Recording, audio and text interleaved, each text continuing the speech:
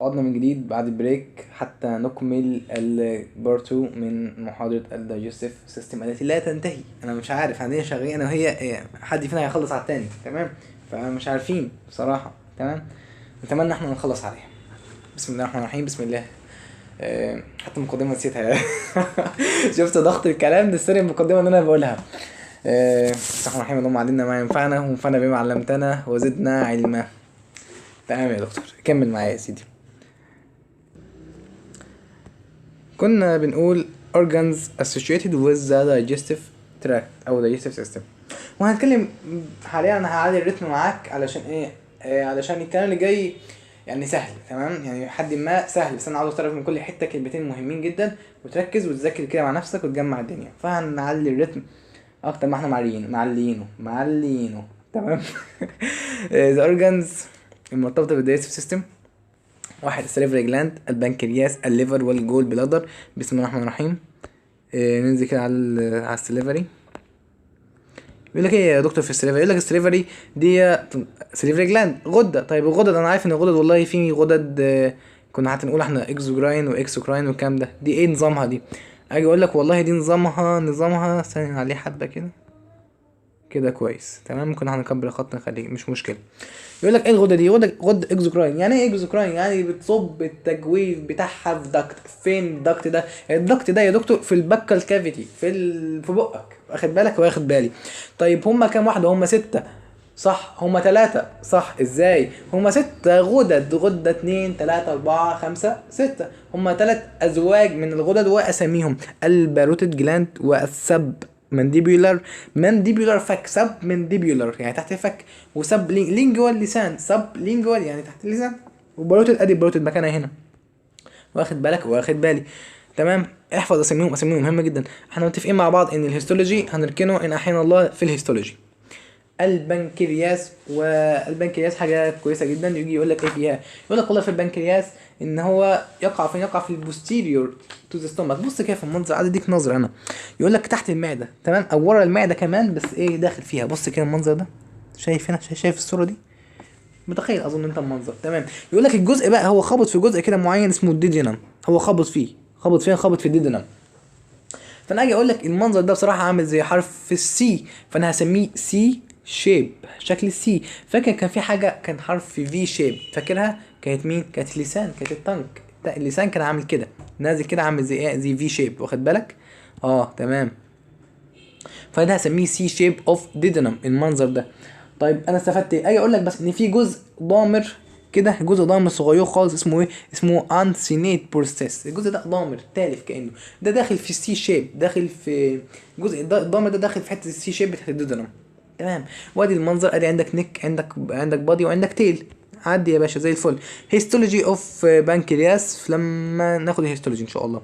الليفر وما ادراك ما الليفر، ده حوارات كتيره جدا. يقول لك ان الليفر ده حاجه كويسه جدا. تقع فين؟ يقول لك والله تقع في تقع في حته اللي هو اللوكيشن بتاعه الارض سكيمه رايت هايبوكوندريوم.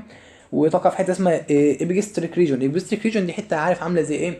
هو تحت بس اللي هو فوق شويه. يعني تحت وفوق شويه، عارف ناحيه ايه؟ ناحيه كده فوق السره كده، او اسمها يعني بالمنظر ده. تمام، اسمها ابيجستريك ريجون. عايز تفهمها اكتر اكتبها على جوجل وشوف خانه الصور. مش جوجل، مش في حاجه اسمها مش عارف اسمه نص فيديو صور. اكتب المنطقه دي وهتجيب لك الصور، هتعرف منطقتها فين بالظبط.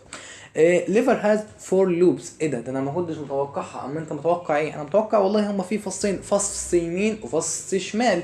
انا لقيتهم 4. اقول لك مظبوط، في الفص اليمين اللي انت كنت متوقعه شطور، وفي فص الشمال اللي انت كنت متوقعه شطور برضو، وفي فص اسمه كواد ريت. فاضل فص اسمه كواديت او كوديت. كواد ريت وكوديت، تحس ان بتنطق فرنساوي. بلاد سبلاي. يقول لك ان البلاد سبلاي، خلي بالك، ده بلاد سبلاي يسميه ايه؟ سميه تغذيه مزدوجه. ليه مزدوجه؟ اجي اقول لك والله اصلا هو بياخد البلاد سبراي بتاعه من السمول انتستين. تقول لي ايه اللي بيروح للسمول انتستين؟ اقول لك في وريد اسمه هيباتيك بورتال فين. في تانية ثانوي ما عليك كنت بتاخده في الترم الاول باسم كده، اسم هتحسه كئيب شويه. يقول لك الوريد البابي الكبدي. تحس ان انت مذيع في نشره الوريد البابي الكبدي اصبح مساء. اللي هو ايه ده؟ ايه اللي انا باخده ده؟ انا بص، انا دخلت الجامعه هيباتيك بورتال فين، اسم اكئب منه. تمام. وبعد ذلك يجي يقول لك هيباتيك ارتري او الشريان هيباتيك ارتي، الشريان الكبدي. طبيعي. طب مش في وريد كبدي؟ اكيد زي ما في شريان كبدي في وريد كبدي. يقول لك الثلاثه دول شغالين معايا في البلاد سبلاي. الهيستولوجي اوف ليفر هنركنه حاليا. الجول بلادر، والجول بلادر هي المراره، وزي ما احنا اتفقنا انتوا فعلتوها الناس كتيره، يعني رحت اسفوا الناس دي، بس اليمين ولا اليمين ولا بابا ولا الماما ولا المين بس. ذا جود برادر از ايه؟ يقول لك دي برضو جزء كلمه سك معناها شنطه، مش شنطه او كيس او حاجه فيها حويصله، واخد بالك؟ واخد بالي. واجي اقول لك ان هي ايه؟ موجوده في ناحيه الكوادرات لوب. ده كان فين كلمه الكوادرات لوب دي؟ ده احنا خدناها في الكبد. هو الكبد ليه علاقه بالجول برادر؟ يا راجل يا راجل عيب عليك. فاكر في محاضره ايه يا ربي؟ في محاضره شرحت لك فيها انا ايه العلاقه بتاعه اللي كان فيها بنقص فيتامين كي. لا ده كان سيكشن فيسيولوجي برضه. تمام خلاص، لما ينزل لك السيكشن ابقى اشوفه. المهم انا كنت بقول لك في علاقه حلوه بين الليفر ديزيز امراض الكبد، وعلاقه تانية من حاجه اسمها الفاتي والكلام ده. يعني مش مشكله دلوقتي، ولا كانك سمعت حاجه. بس دي في سيكشن ينزل لك، لسه هينزل لك على القناه انت ونصيبك بقى. المهم يعني دي بتخزن كميه من البايل. البايل دي كميتها قد ايه؟ تقول لي من 30 ل 50 مللي. طيب ما كلام زي الفل. واجي اقول لك شايف انت المنظر ده؟ ادي الفندس، فندس يعني عارف عامله زي الراس كده او زي البتاع. ادي الفندس، ادي البادي، وادي النك. تمام. وادي دي اسمها زي الهيباتيك داكت، وفيها ناحيه يمين وفيها ناحيه شمال. فالناحيه اليمين اسميها رايت هيباتيك داكت، والناحيه الشمال ليفت هيباتيك داكت. واجي اقول لك خلي بالك ان البنكرياتيك داكت بيفتح فين؟ بيفتح مباشره فين؟ في البتاع ده، في الدودنم. وخلي بالك ان البنكرياتيك داكت والبايل داكت، ادي البايل داكت، ادي البايل داكت، ادي البايل داكت، هي تتجمع مع مين؟ مع البنكرياتيك. واحنا قلنا القناه بتاعت البنكرياس هسميها ايه؟ هسميها بنكرياتيك داكت. منطقي، حاجه منطقيه. خلي بالك اللي بيطلع بالبنكرياتيك داكت ده انا هسميه حاجه اكزو ولا اندو؟ هتقول لي بيطلع في داكت، اكيد اكزو. تمام. حلو خالص. فانا اجي اقول لك ان البنكرياتيك داكت، واجي اقول لك ان البايل داكت، هما الاثنين بيتجمعوا مع بعض ويفتحوا فتحه واحده بس اسمها الفتحه واحده بس في الدودينم. تمام تمام. وتعدي بينا الدنيا على الهيستولوجي ولا كاننا شايفينه. واجي اقول لك الداي، لا انا قلت برضو الدنيا ما عدتش بسرعه قوي كده، لسه لازم. الفانكشن اوف دايجستيف سيستم، هو ايه وظيفه عمل الجهاز الهضمي اللي احنا شغالين ناخد في امه من الصبح ده؟ اجي اقول لك لا ده ليه وظيفه ووظيفه ووظيفه. يعني كام؟ يعني 3 وظائف. اول وظيفه سكريتوري فانكشن، وهو وظيفه افرازيه. يعني ايه وظيفه افرازيه؟ تقول لي اكيد ان هو بيفرز، ده احنا شغالين من الصبح بيفرز. البنكرياس يفرز لك بنكرياتيك جوس، والاستومك يفرز لك ما في الاستومك جوس ولا ايه، والحاجات اللي تطلع من الاستومك زي اتش سي ال، ما الحاجات دي تفرز من الجهاز الهضمي. والامعاء اللي انتستيشال جوس، والليفر مش عارف ايه هيباتيك جوس. ده احنا عندك كميه عصير ما شاء الله، انت في افرازات بالهبل عندك. فيقول لك دي بتطلع دايجستيف جوز منين؟ من دايجستيف جلاند. تمام. الموتيليتي وهي الحركه بتاعه الطعام. يعني ايه حركه الطعام؟ انت علشان تاكل حضرتك، ما انا عارف ان حضرتك مثلا اوقات يعني في بعض الاشخاص المصريين وبالذات احنا في مصر الموضوع ده صعب يطبق معانا، وخصوصا في اوقات اذان المغرب في رمضان، وبالذات اول يوم رمضان لانه بيكون اصعب يوم في رمضان، واخد بالك؟ هو يعني على ناس معينه يعني.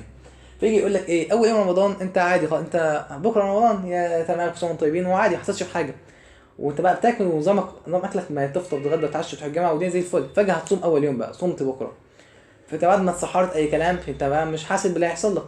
فجيت على الساعه 2 الظهر 3 الظهر 4 الظهر انت بتموت، الحقوني الحقوني انقذونا اغيثونا اغيثونا. تيجي على الساعه 6 والمغرب هوب المغرب يأذن، بسم الله الرحمن الرحيم. شوفوا بقى انواع العصارات، يعني مش العصير، لا العصار اللي هو المكنه ذات نفسها. انا نفسي في رمضان بحب اشرب عصير قصب بصراحه. تمام يعني بجيب شوب كده كبير جدا وبشربه لوحدي. تمام. بفضل اشرب عصير قصب كتير، بس يعني الناس انواع بقى. تمام. فالواحد يكون واحد يشرب كل العصاير اللي في الدنيا. وبعدين بقى شربنا العصاير ده احنا كنا بس بنسمي يعني. بعدين احنا المفروض طبعا صلاه المغرب يعني ايه اللي عندكم اكل؟ عندنا والله اطلع بصينيه البشاميل، صينيه في الثانيه. انت بتدخل تاكل اكل حرفيا يعني من كتر الجوع اول يوم بالصينيه، يعني عارف هو الومنيوم ولا حديد ولا ايه، بالمعدن، تاكل بالمعدن شخصيا، واخد بالك؟ طيب احنا اكلنا، طيب مش نحلي؟ طيب نحلي بقنا. فانت بتحلي، مش بتحلي بقك، انت بتحلي بمصنع اللي هو هاتوا صينيتين بسبوسه، صينيه كنافه، صينيه مش عارف، يعني انا مش عارف اللي هو. فانت طبيعي لازم يكون في موتيليتي. ليه؟ عشان تيجي كبني ادم تتسحر. ما المشكله برضه انت غلس، خلي بالك تيجي تتسحر في الاخر. فلازم يكون في موتيليتي. ليه؟ الاكل ده يتحرك يتحرك يتحرك عشان يفضي لك نفس تاخد. يا عم عندك مكلت مش عايز تتنفس، انت مش عاوز تشرب شويه ميه يعني، مش واخد بالك؟ ما فيش حاجه هتاكلها خالص، فلا انت عشان لازم يتحرك عشان يفضي لك مكان. الموضوع خلي بالك ما كانش مستاهل احنا نقول القصه الكبيره دي كلها. انا مش عارف ليه قلتها بصراحه. تمام، بس اللي هو ايه، يقول لك الكلام بيحكم، حاجه اسمها التسلسل الكلامي، اللي هو ايه، كلام كلمه بتجيب كلمه بتجيب كلمه لحد ما ايه، لحد ما ربنا، وبنفك عن نفسنا يا راجل، يعني هنموت بسبب المحاضره. بس ما فيش حاجه. movement of the self movement ده motility movement حركه. تمام، والحركه دي حاجه مهمه جدا جدا جدا. طيب ماشي، اجي اقول لك ايه كمان. خلي بالك ان كله بيتم في يعني كل الحاجات دي تحسها بتتم فين، يعني تنفع الكلام ده كله بيتم في السمول انتستين. السمول انتستين بيتم فيه افراز حاجات، بيطلع منه حاجات طبعا لو انتستيشال جوس، بيطلع منه، بيحصل فيه حركه، بيحصل فيه موفمنت طبعا. تمام تمام، بيحصل فيه بيحصل فيه ابزوربشن. يبقى السمول انتستين بيحصل فيها كذا حاجه من الحاجات دي اللي ما يكون كلهم. الابزوربشن والابزوربتيف فانكشن، والوظيفه الامتصاص، وهي وظيفه يقول لك تو ترانسبورت دايجستد سبستانس تو بلاد، عشان انقل الحاجات للدم. هنقولها ازاي؟ طيب انا لازم امتصها، فانا بمتصها كلها مش كلها اللي انا عاوزه منها. يعني انا محتاج شويه مش عارف ايه، شويه سكر مثلا، وخلي بالك هو ده اللي بيحصل بقى معاك بالظبط. احنا كويس احنا قلنا المثال، والله المثال ده جه بالصدفه كده. معليك بعد ما اخدت صنوتين بسبوسه في صنوتين كنافه انا بعد نفسي اخدت شويه عصير قصب. طيب وبعدين انا هل محتاج السكر دي كلها؟ لا، انا هاخد شويه صغيرين على قدي. تمام، انا راجل هاخد شويه سكر على قدي وخلاص. طيب باقي السكر ده هيروح فين؟ يقول لك كميه كبيره جدا منه، مخك ذكي. فقلت احنا عارفين طبعا محمود بكره يروح الجامعه وهيجي من الجامعه، هو اصلا في الجامعه بيموت، واخد بالك، لو في الجامعه خلاص بيجيب اخره.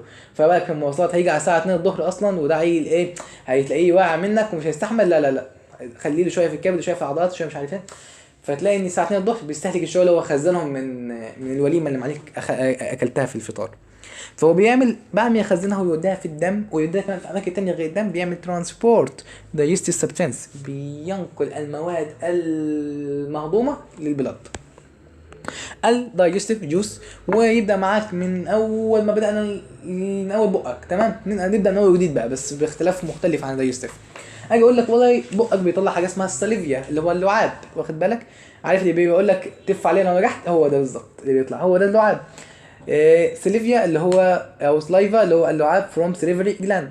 هم فين السليفري جلاند؟ احنا قلنا ان هم 6 او 3 ازواج، وهم الباروتيد، السب مانديبيولار، والسب لينجوال. وبعد ذلك يطلع من المعده اللي هي الجاسترو، يطلع منها ايه، جاستريك. خلي بالك كلمه ستومك تساوي كلمه جاسترو. انت عندك في كذا كلمه ليها معنى بالانجلش وليها معنى باللاتيني. يعني لما اجي اقول لك جاسترو، هي كلمه ستومك بالانجلش، واخد بالك، واخد كلمه ايه يا ربي، انا عايز اجيب لك مثلا كبد، تلاقي ان البتاع الكبدي اسمه هيباتيك جوز. طب ايه علاقه كلمه هيباتيك بالليفر؟ ما انا عايز اقول لك ان كلمه ليفر بالانجليزي اللي هي كبد معناها هيباتو باللاتيني، فكلمه هيباتو سايت يعني خلايا كبديه. فهمت الفكره؟ زي كلمه فات بالانجلش معناها باللاتيني اديبو، فما اجي اقول لك فات سيل خليه دهنيه، طب اديبو سايت، طب ما خليه دهنيه، فهي كلمه سيل معناها سايت، وكلمه ماسل معناها مايو. يعني حاجه دي عايزه مصطلحات ابقى اديها لك بعدين يعني ان شاء الله ان احيانا الله. جاستيك جوس، وهو العصير الذي يطلع من الجاسترو فروم جاستريك جلاند. تمام، اللي فين موجوده؟ اللي موجوده في الجاستريك ميوكوزا. واحنا قلنا بقى الميوكوزا واتكلمنا فيها حبتين ثلاثه، وقلت لك ان كل حاجه فيها طبقتين من الميوكوزا، فيها طبقه داخليه وطبقه خارجيه. الطبقه الخارجيه اكتبها ورا دي بتكون ايه، لينجويال، اللي هي طبقه زي طويله كده، والطبقه الداخليه تقريبا بتكون اوبليك. لكن جينا عند المعده قلنا لا، المعده فيها طبقه واثنين وثلاثه، طبقه زياده. ليه؟ عشان هي المعده، عشان هي مش اي حد. البنكرياتيك جوس، البايل فلوم الليفر، انترسيشيال او انترسيشيال جوس اللي هو بيطلع من الانتستين، مش انترسيشيال جوس اللي بيطلع من انتستين جلاند، ومن الميوكوزا برضو الموجود هناك. يقول لك all juices are composed، كل هذه السوائل تحتوي على water، على ميه، شكرا، على organic substance، على inorganic substance. water يعني ميه، واحنا عارفين يعني ايه ميه. طيب مش عارف يعني ايه ميه، احدى محاضرات البيوفيزيكس بتاعت الميه انا شارحها، او احدى محاضرات ايه، مش عارف، انا شارح ميه اول سنه في الفسيولوجي لما كان فينا صحه يعني وكده. فاجي اقول لك ان الاورجانيك، يعني ايه اورجانيك؟ خلينا في الان اورجانيك. الان اورجانيك الاول اللي هي مواد زي مين؟ مواد يا باشا فيها اي حاجه، عارف فيها ايه، فيها مثلا زي يقول لك صوديوم، عارف مواد كده عاديه فيها صوديوم، فيها بتاع، فيها اي كلام. طيب ماشي، الاورجانيك ودي المواد اللي انا بتكلم عليها، وهي اللي فيها الانزيمات. ركز، يبقى لما اجي اقول لك الانزيمات، تقول الانزيمات عباره عن هنا احنا بروتين، طب وهنا اورجانيك، حلو خالص. وخلي بالك الكلمه دي مش غريبه عليك، عارف ليه؟ كلمه بروتين وكلمه اورجانيك قلناهم في اول محاضره في شابتر البلاد في الفسيولوجي، لما جيت قلت لك ان البلازما مش عارف 90% ميه و10% حاجات دي ايه، قلت لك 7% اورجانيك و3% مش عارف مش ايه مش اورجانيك، و7% اورجانيك قلت لك دول عليهم اكيد دول بروتين. قلت لي كلام صح، كلام بيجيب بعضه. بس اللي بيسمع الفيديوهات واللي بيعمل اشتراك في القناه والسبسكرايب ما هي اشتراك هي سبسكرايب، اللي بيعمل كل حاجه في القناه وخلاص يعني هو اللي بيفتكرها، ممكن ما يفتكرهاش برضه. السلايفا يبدا يتكلم عنك بالتفصيل، لكن احنا مش هنتكلم بالتفصيل، نفس الكلام يعني. يقول لك ايه، بتطلع من فين؟ سبحان الله سبحان الله، لاول 9000 مره اسمعها من السليفري جلاند. وبعد ذلك يقول لك الباروتيد وهو السبلينجوال والسب مانديبولار، ويقول لك الفانكشن بتاعتهم او الفانكشن بتاعت السلايفا digestion function. start digestion بيستارش، هي بتبدا معاك بالستارش. اشمعنى الستارش؟ اصلا هي بتبدا معايا بالحاجه المعقده. انت سؤال لما تيجي تاكل بتاكل الحاجه في صورتها الاصليه؟ تقول لي اكيد لا، ده انا باكل رز ومكرونه وعيش. هل الرز ده جلوكوز؟ هل الرز ده هو الصوره البسيطه لل اسمه ايه ده للسكر للكربوهيدرات؟ تقول لي اكيد لا، ده انا باكل ستارش، باكل بولي ساكرايد، واللي بولي ساكرايد اللي منهم ستارش واللي منهم جلايكوجين واللي منهم حاجات كتير. تمام. واللي منهم برضه حاجه اسمها السليلوز، بس السليلوز ده في النبات يعني، السليلوز سكر معقد لكن موجود في النبات. تمام. تمام. وجلايكوجين هو اللي في العضلات وكده. والستارش برضه في ستارش في النبات، خلي بالك يعني. ستارش فين في النبات؟ عارف في البلاستيدا والكلام ده. ما علينا، انا شرحتها فين دي؟ شرحتها في البايوكيمستري يعني. والله تلاحظ ان كله بيخدم على بعضه يا اخي، ركز كده معايا. انا شويه بقول لك كلمه بايوفيزكس كلمه مش عارف، تحس ان كله بيخدم على بعضه بجد. بس مش الخدمه يعني، مش الخدمه اللي هي يعني خدمه ان ما كانتش موجوده مش هتضر. ماشي. انا يا سيدي باخد السكر المعقد الكبير. اصلا هو ايه الهضم؟ الهضم انا باخد الماده الكبيره بكسرها لماده صغيره، فانا باخد الماده الكبيره اللي هي زي الستارش اللي هي السكر الايه المعقد، وبعدين بخليه اميليز. تمام. طب بخليه اميليز ده سكر اقل تعقيدا. طب اميليز او بخليه اللي هو يعني معناه صح، مثلا لو انا خدت بولي ساكرايد فانا بخليه اوليجو ساكرايد من خلال انزيم بيطلع اسمه الانزيم ده اسمه انزيم الاميليز. وبمعنى اصح اسمه انزيم الفا اميليز انزيم. وتركز في كلمه الفا، ان السؤال في الامتحان باذن الله هيجي لك ازاي، هيجي يسالك في الامتحان كده. فين القلم؟ هيجي يقول لك ادي القلم، هيجي يقول لك ان كلمه الفا هيشيلها لك ويحط لك مكانها كلمه بيتا. تمام. وحاطط لك طبعا هتختار صح. تمام. مش عايز اقول زي ايه عشان كده عيب، لكن هو هيجيب لك في الامتحان بيتا وانت هتختارها بيتا، خلي بالك. تمام. بس هي الفا، فركز. بس انا خايف اغلط. طب ما انت اسمعها دلوقتي مش هتغلط ان شاء الله، وادعي، اهم حاجه تدعي، خلي بالك. اتهلب تو خلي بالك ان انا انا حاليا بتكلم فجاه تلاقيني بقى هو بتعب كده وصوتي بيعمل ليه؟ اصلا انا بتكلم ما باخدش نفسي. ليه ما باخدش نفسك يا محمود؟ انا عاوز انجز في الفيديو والفيديو مش راضي ينجز معايا، فنفسيا متضايق، فانا ما باخدش نفسي، فبتكلم وبتكلم بسرعه كمان يعني. السرعه دي لوحدها طاقه زياده، وبعلي صوتي، فتلاقي ان اللعاب بيخلص فتلاقي صوتي خلاص بيروح خالص مني. فلازم اخد نفسي كده 5 ثواني واسمي الله واكمل. فانا كده تمام، ببدا استرجع نفسي. فهو اذا اكيد اللعاب ده بيساعد على السبيش، على الكلام. تقول لي كلام مظبوط فعلا، هو بيساعد على الكلام صح. تمام. وبيساعد على البلع، ما هو مش بيهضم فبيساعد على تمام. وبرضه يقول لك اورال هايجين. هايجين ليه علاقه بنظافه الفم. ليه نظافه الفم؟ يقول لك اصل هو فيه مش هو انزيم، ويقول لك ان بعض الانزيمات قاتله، ومن الانزيم ما قتل، فعلا من الانزيم ما قتل. وهنا ات كونتين انتي بودي، عشان في انتي بودي فهيقتل. تمام. ات كونتين صوديوم، في صوديوم بيكربونات. ايه ده؟ صوديوم بايكربونات. ايه صوديوم بايكربونات؟ دي ماده خطيره جدا جدا، اكتر ما اعرفها التاريخ. الالوان يعني سبحان الله يا اخي، انا ما بحبش الالوان بس بلون. فاجي اقول لك ايه الصوديوم بايكربونات ده؟ اجي اقول لك انا انت دلوقتي عندك يقول لك اول حاجه بيعمل which decrease stomach acidity and provide alkaline pH in mouse for the activity for amylase enzyme. اول حاجه انت ابلع كده رئه، بلعته، اتضايقت ولا حاجه؟ انا الحمد لله في نعمه كبيره ما اتضايقتش. ليه ما اتضايقتش؟ اصلا حسيت طعم وحش؟ لا حسيتش اي حاجه، انا تمام عادي يعني. اقول لك انت ما حسيتش باي حاجه لان الحمد لله ان اسمه ده اللي بيخلي البافرنج ده اسمه بافرنج سيستم. هشرحها لك دلوقتي بالتفصيل. حاجه اقول لك ان في حاجه اسمها ماده اسمها صوديوم بايكربونات، دي بتخلي بقك قلوي القيل. ادي كلمه القيل. البي اتش بتاعه لا مش كده ثانيه كده، بتخليه القيل. تمام. او الكلام، فبيخليك قلوي. فانت لما تيجي تبلع ريقك ما بتحسش بحاجه، لما تيجي تدوق طعم اللعاب ما بتحسش بحاجه. لكن لو تخيل لو كان حمضي هتحس ان في طعم مزعج في بقك. فده من نعمه ومن رحمه ربنا بينا سبحانه وتعالى. تمام. طب خلي بالك اني انا ليه خايف تكون حمضي؟ اصل انا خايف تكون حمضي، اصل المعده فيها حاجات حمضيه كتير، فيها حمضيه، حاجات حمضيه على عينه بالظبط، كتير كتير كتير. فانا خايف ان بقي يتعدي من الحاجات اللي في المعده فيجيب حاجه حمضيه. هو فعلا هيتعدي. ايه ده؟ طب ما دي مشكله. اقول لك لا، بس الحمد لله ربنا حط لنا ماده اسمها صوديوم باي كربونات، بتعمل لنا حاجه اسمها ركز كده في كلمه اسمها بافرنج سيستم. انا الكلمه دي قلتها قبل كده، قلتها فين؟ قلتها في فيديو لسه ما نزلش ليكم. رينج سيستم. بص هي اخيرا كده فمش هتكتب. المهم يعني بافرنج سيستم انا شرحتها بالتفصيل الممل فين في فيديو البروتين في شابتر ايه، في شابتر البروتين في فيديو في ماده البايوكيمستري.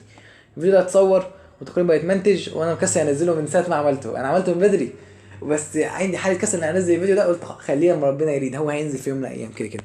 يعني ما كانش السنه دي يبقى السنه الجايه، يعني مفيش دفعات تاني، في دفعات تاني ان شاء الله. A mouse for the activity of amylase enzyme. هو كان اسمه الاميليز انزيم ده؟ فكرني. تقول لي اميليز انزيم، اقول لك لا ركز، كان اسمه الفا اميليز انزيم. الفا، ركز في كلمه الفا، احفظها اكتر من اسمك.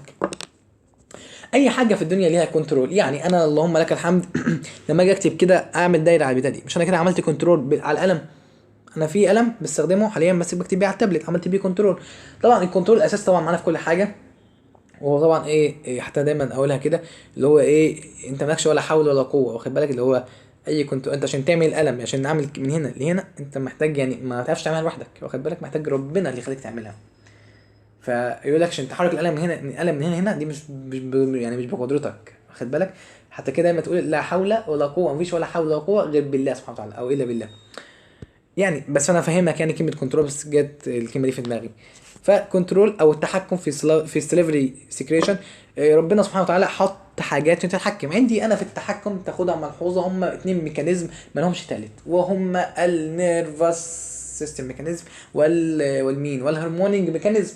حلو خالص. النيرفس ده نوعين، نوع حاجه اسمها، ركز سيبك من الكلام المكتوب ده، هو هقوله بس من غير ما نعمل. عندك النيرفس نوعين، نوع اسمه، انا حاسك بتبص على الكلام، مش عايزك تبص على الكلام بصراحه. تمام، خلينا نشخبطين اي شخبطه.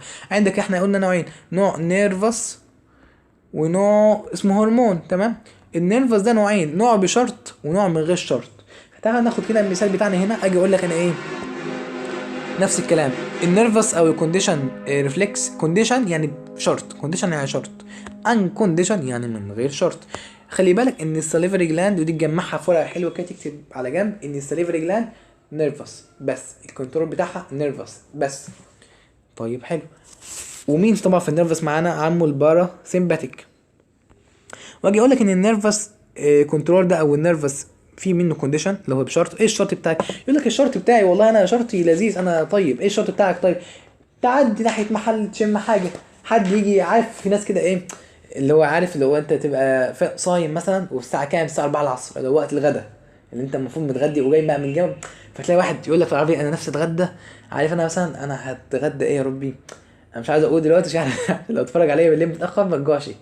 بس اللي هو ايه، انا بقى مش عارف هتغدى، مش عارف ايه بقى، بشاميل وايه كذا، انا نفسي بحب البشاميل. وهتغدى كذا، وخلي بالك البشاميل دي، ويبدا بقى يحكي لك الطبخه من اول ايه، من اول ما اشترى المكرونه، يعني اول ما راح السوبر ماركت اشترى المكرونه لحد ما طلعها من الفرن، بيحكي لك بقى كل المراحل دي. فتلاقي نفسك ايه فجاه كده اللعاب نازل، ما شاء الله نازل جوه هدومك. إيه في ايه؟ انا مبلول ليه؟ لا ده انت مش مبلول، ده انت بس نفسك تاكل وحد بيحكي لك. فتلاقي ان الاكل مجرد ما انت سمعته حصل معاك الحوار ده. انت معدي كده ناحيه محل، تمام، من محل مين؟ ناحيه قصر الكبابجي كده، انا شفته في حياتك يعني. معدي انا مثلا لو معدي ناحيته فهشم ريحه حلوه جدا، طبعا ما انا هبص في جيبي معايا كام، معيش فلوس، تمام، فانا اكيد مش هدخل اكل عنده الا لو هو في يوم من الايام اصلا كبابجي كده حب يعمل حركه حلوه ويجيب الناس المشهوره اللي زي كده واليوتيوبر، فيقول ويسقف لي ويحط لي اكل كتير بقى يا تمام. انا ساعتها ايه ممكن اروح عادي خالص، يعني ليه ما اروحش؟ الراجل دعاني هروح له. اما في الطبيعه معيش فلوس ليه، فانا هشم بس الاكل شم، فمجرد ما اشم شم هلاقي اللعاب سال. وطالما اللعاب سال فخلاص دي حاجه زودت اللعاب، بس في شرط حصل، واخد بالك؟ في اي حد بيحكي عن اكل. لكن خلي بالك انا دلوقتي لو شميت مثلا ريحه ايه مثلا، ريحه فرضا يا عمي اي اكله، ريحه كفته، انا معدي تمام، انا لازم اكون قبل كده في حياتي اكلت الكفته. ليه؟ اصلا انا لو شميت ريحه غريبه انا عمري ما اكلتها في حياتي، فانا مش يعني مخي مش هيفهم دي اكله دي ولا ماده كيميائيه اتحطت ولا ايه، انا مش فاهم. يعني مثلا لو ماده كيميائيه مثلا ريحتها حلوه، هل انا اللعاب بتاعي هيسيب؟ اكيد لا. ليه؟ اصلا عمري في حياتي ما اكلت ماده كيميائيه، فانا بالنسبه لي انا بشمها مش هجوع. يعني لو شميت مثلا ريحه صوديوم حلو، مثلا الصوديوم لو ريحته حلوه مثلا وشميتها مش هجوع، واخد بالك اللي هو ليه يعني؟ عشان انا ما اكلتهاش قبل كده. لكن لو شميت ريحه حاجه انا بتكلم معاك اللعاب بتاعي سهل حاسس ان في بقي عمل.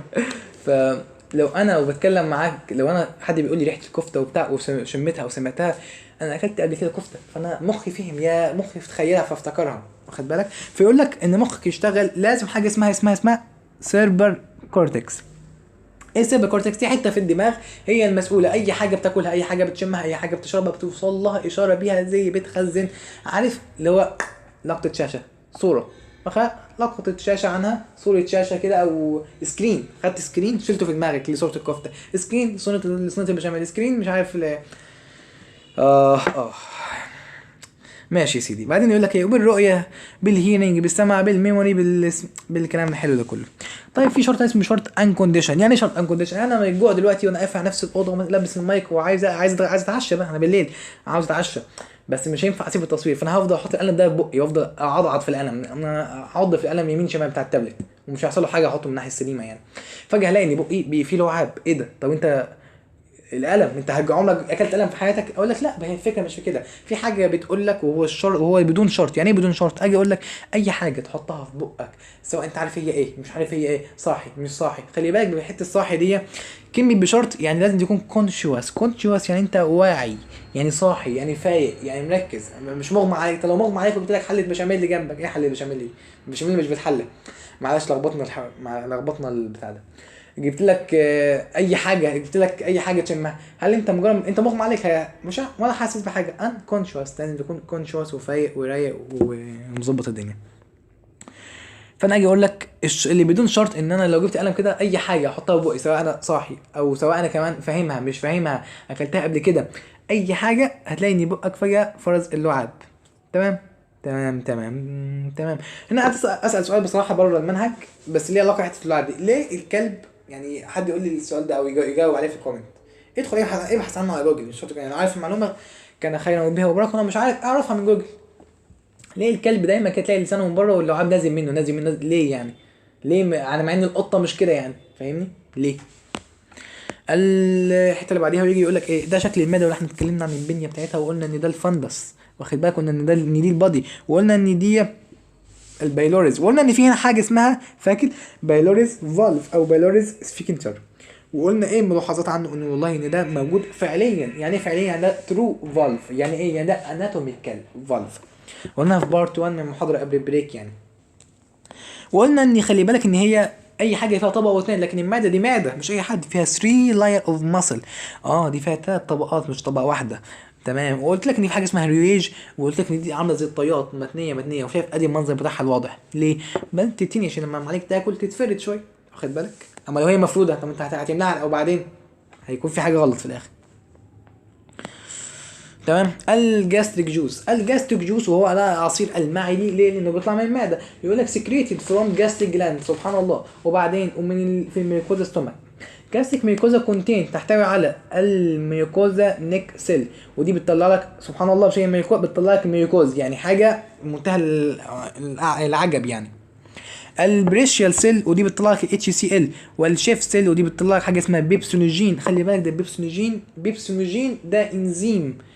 ثانيه، ده بيعمل ايه؟ ده بيكسر البروتين. ثانيه يعني انا، طب انا ممكن دلوقتي جدار المعده مش بيحصل له حاجه عادي يعني؟ اقول لك لا، ما ده سؤال في رابعه ابتدائي كنا ناخده. يقول لك لماذا على الرغم من ان المعده جدارها لحمي مش عارف ولا ايه، كان يقول لك في ابتدائي مع انها بتفرز انزيمات. اجي اقول لك خلي بالك ان الانزيمات اللي بتفرزها او الاستومك سكريت البيبسونوجين في صوره ان اكتف. ما هي كلمه بيبسونوجين دي الان اكتف من الانزيم اللي هو مش شغال، واول ما يتفرز بيكون في حاجز اسمه حجز ميوكوزا، وبعد كده بعد ما يطلع اتش سي ال بيتحد هو اتش سي ال ويسلموا على بعض ويعملوا صفقه جديده ويطلع معايا انزيم البيبسين. وانزيم البيبسين ده اللي بيهضم البروتين. الجي سيل، ودي خلايا بتطلع من الجاسترين هرمون. تمام هرمونات اللي علاقه بالجاسترين اسمها جي سيل. بعدين عندي حاجه اسمها ايه؟ اسمها انتروكوميفيكال او انتركروموفيك لايك سيل، ودي خلايا اسمها اي سي ال. الاختصار دي هتقابلنا قدام بس مش هتلاقي الكلمه دي مكتوبه فتحفظها من دلوقتي.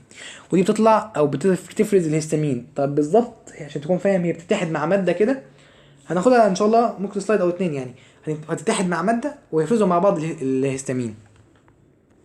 كلمتين زياده عن الجاستيك جوس، ويجي يقول لك هم اتش سي ال وده حاجه اسمها ان اورجانيك طبيعي، والميوكوزا اورجانيك، والبيبسينوجين انزيم وده اورجانيك، لان قلنا الاورجانيك ده حاجات الانزيمات. تقول لي ما هو ده غير ايه ده، غير نشط ان اكتف، هم الاثنين هيتحدوا مع بعض كده ويبقوا اكتف. تمام، يبقى العصير بتاع المعده فيه الحاجات دي كلها وبالاضافه اللي معاهم ميه كمان. ماشي، يبدا معاك ان كمان في ايه، يقول لك ان اتش سي ال بيموت البكتيريا طبيعي، بيموت البكتيريا، ودي حاجه معلومه مش جديده يعني. وخلي بالك هو ليه كمان، هو في بي اتش بتاعه، يعني البي اتش بتاعه بيعادل كانه سترونج اسيد، حمض قوي كانه. اوكي، الاتش سي ال ودي حاجه مهمه جدا بقى، اكتيفيتز البيبسينوجين لبيبسين، بيحول البيبسينوجين اللي هو ان اكتيف انزيم لبيبسين اللي هو اكتيف انزيم، حيث يهضم لي البروتين. HCl helps in absorption of ده بيساعد في امتصاص الايرون الحديد، وبس كمان حط معاهم الكالسيوم. تمام، وده والحديد خلي بالك مهم فين، مهم في الار بي سيز. انت عارف ان فيها هيموجلوبين، وعارف ان في ذره حديد متمركزه، وعارف الحوار ده كله شرحناه فين في الدم. HCl بيساعد في امتصاص الكالسيوم قلناها. بيبسين ستارت دايجيشن اوف بروتين، البيبسين بيبدا هضم البروتين. حلو خالص، وهتلاقي بعدين البروتين بيطن بنزين اسمه بيبتايديز، هناخدها في اخر المحاضره ان وصلنا لها يعني، مش عارف ما قدرتش تخلص، هتخلص ان شاء الله. انا حرفيا عارف يا وجع البق حرفيا يا وجع البق يا وجع الحنجره يا وجع الميكوزا بروتكت ستومك بتحمي الاستومك، ما هو طبيعي مش هي طبقه بتحمي المعده. تمام، بتحميها من تاثير الاتش سي ال ومن تاثير البيبسين انزيم. احسنتم احسنتم احسنتم. الصوره دي حلوه ببص فيها، ودي كمان حلوه بتصور معاها. اجي اقول لك الكنترول، احنا فاكر لما اتكلمنا عن الكنترول اوف سلايفيا او على السيلفيا جلاند، قلت لي ايوه ده كان كنترول نيرفس، وكان فيه حاجتين اللي هو بشرط كونديشنال وحاجه ان كونديشنال اللي هي من غير شرط. هنا تحفظها برضو تاني ان الكنترول بتاع الجاستيك ميكوزا حاجتين، النيرفس موجود والهرمونال موجود، الاثنين موجودين وزي الفل، لكن ان النيرفس ماله النيرفس، لكن النيرفس يقول لك ضعيف، فاحنا ضعيف عايز يقول لك الضعيف ما خلاص ما ناس بتيجي عليه، فاحنا هنيجي عليه احنا يعني انا من الناس الشريره اللي هتيجي على الضعيف، فاحنا مش هنقوله، هنقول القوي اللي هو الهرمونال. يقول لك ايه بقى في الهرمونال، يقول لك اسمع كده معايا، بروتين ان ستومك، البروتين في المعده ستيموليت جي سيل، بتفرز خلايا جي سيل، ودي احنا اخدناها من 5 ثواني الا ربع، بتطلع من حاجه اسمها الجاسترين هرمونال او الجاستريك جلاندز او الجاستريك سكريشن بتاعت الاستومك ايا كان بقى، فبيطلع البتاع ده الجي سيل. وبعدين يجي الجاسترين هرمون الجاسترين في البلاد in blood which bind to its receptors in ECL.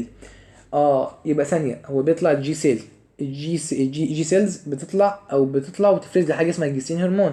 طلعت الجي سيل فرزت لي الجستين هرمون، الهرمون ده يلف لفته في الدم لحد ما يوصل للمستقبلات بتاعته على اللي هي فين، اللي هي على الاي سي ال، لسه قايلين في السلايد من شويه اي سي ال سيلز.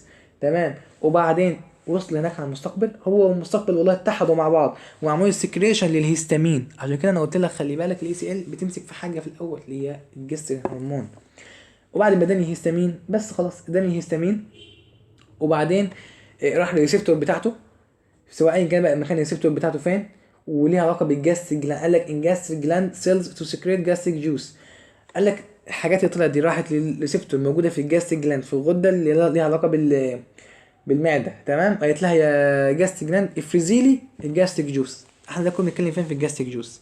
معاكم مين كمان يكون غني يعني يكون من الخليج كده وجاي من الخليج ومنطور اتش سي ال 50,000 درهم اتش سي ال.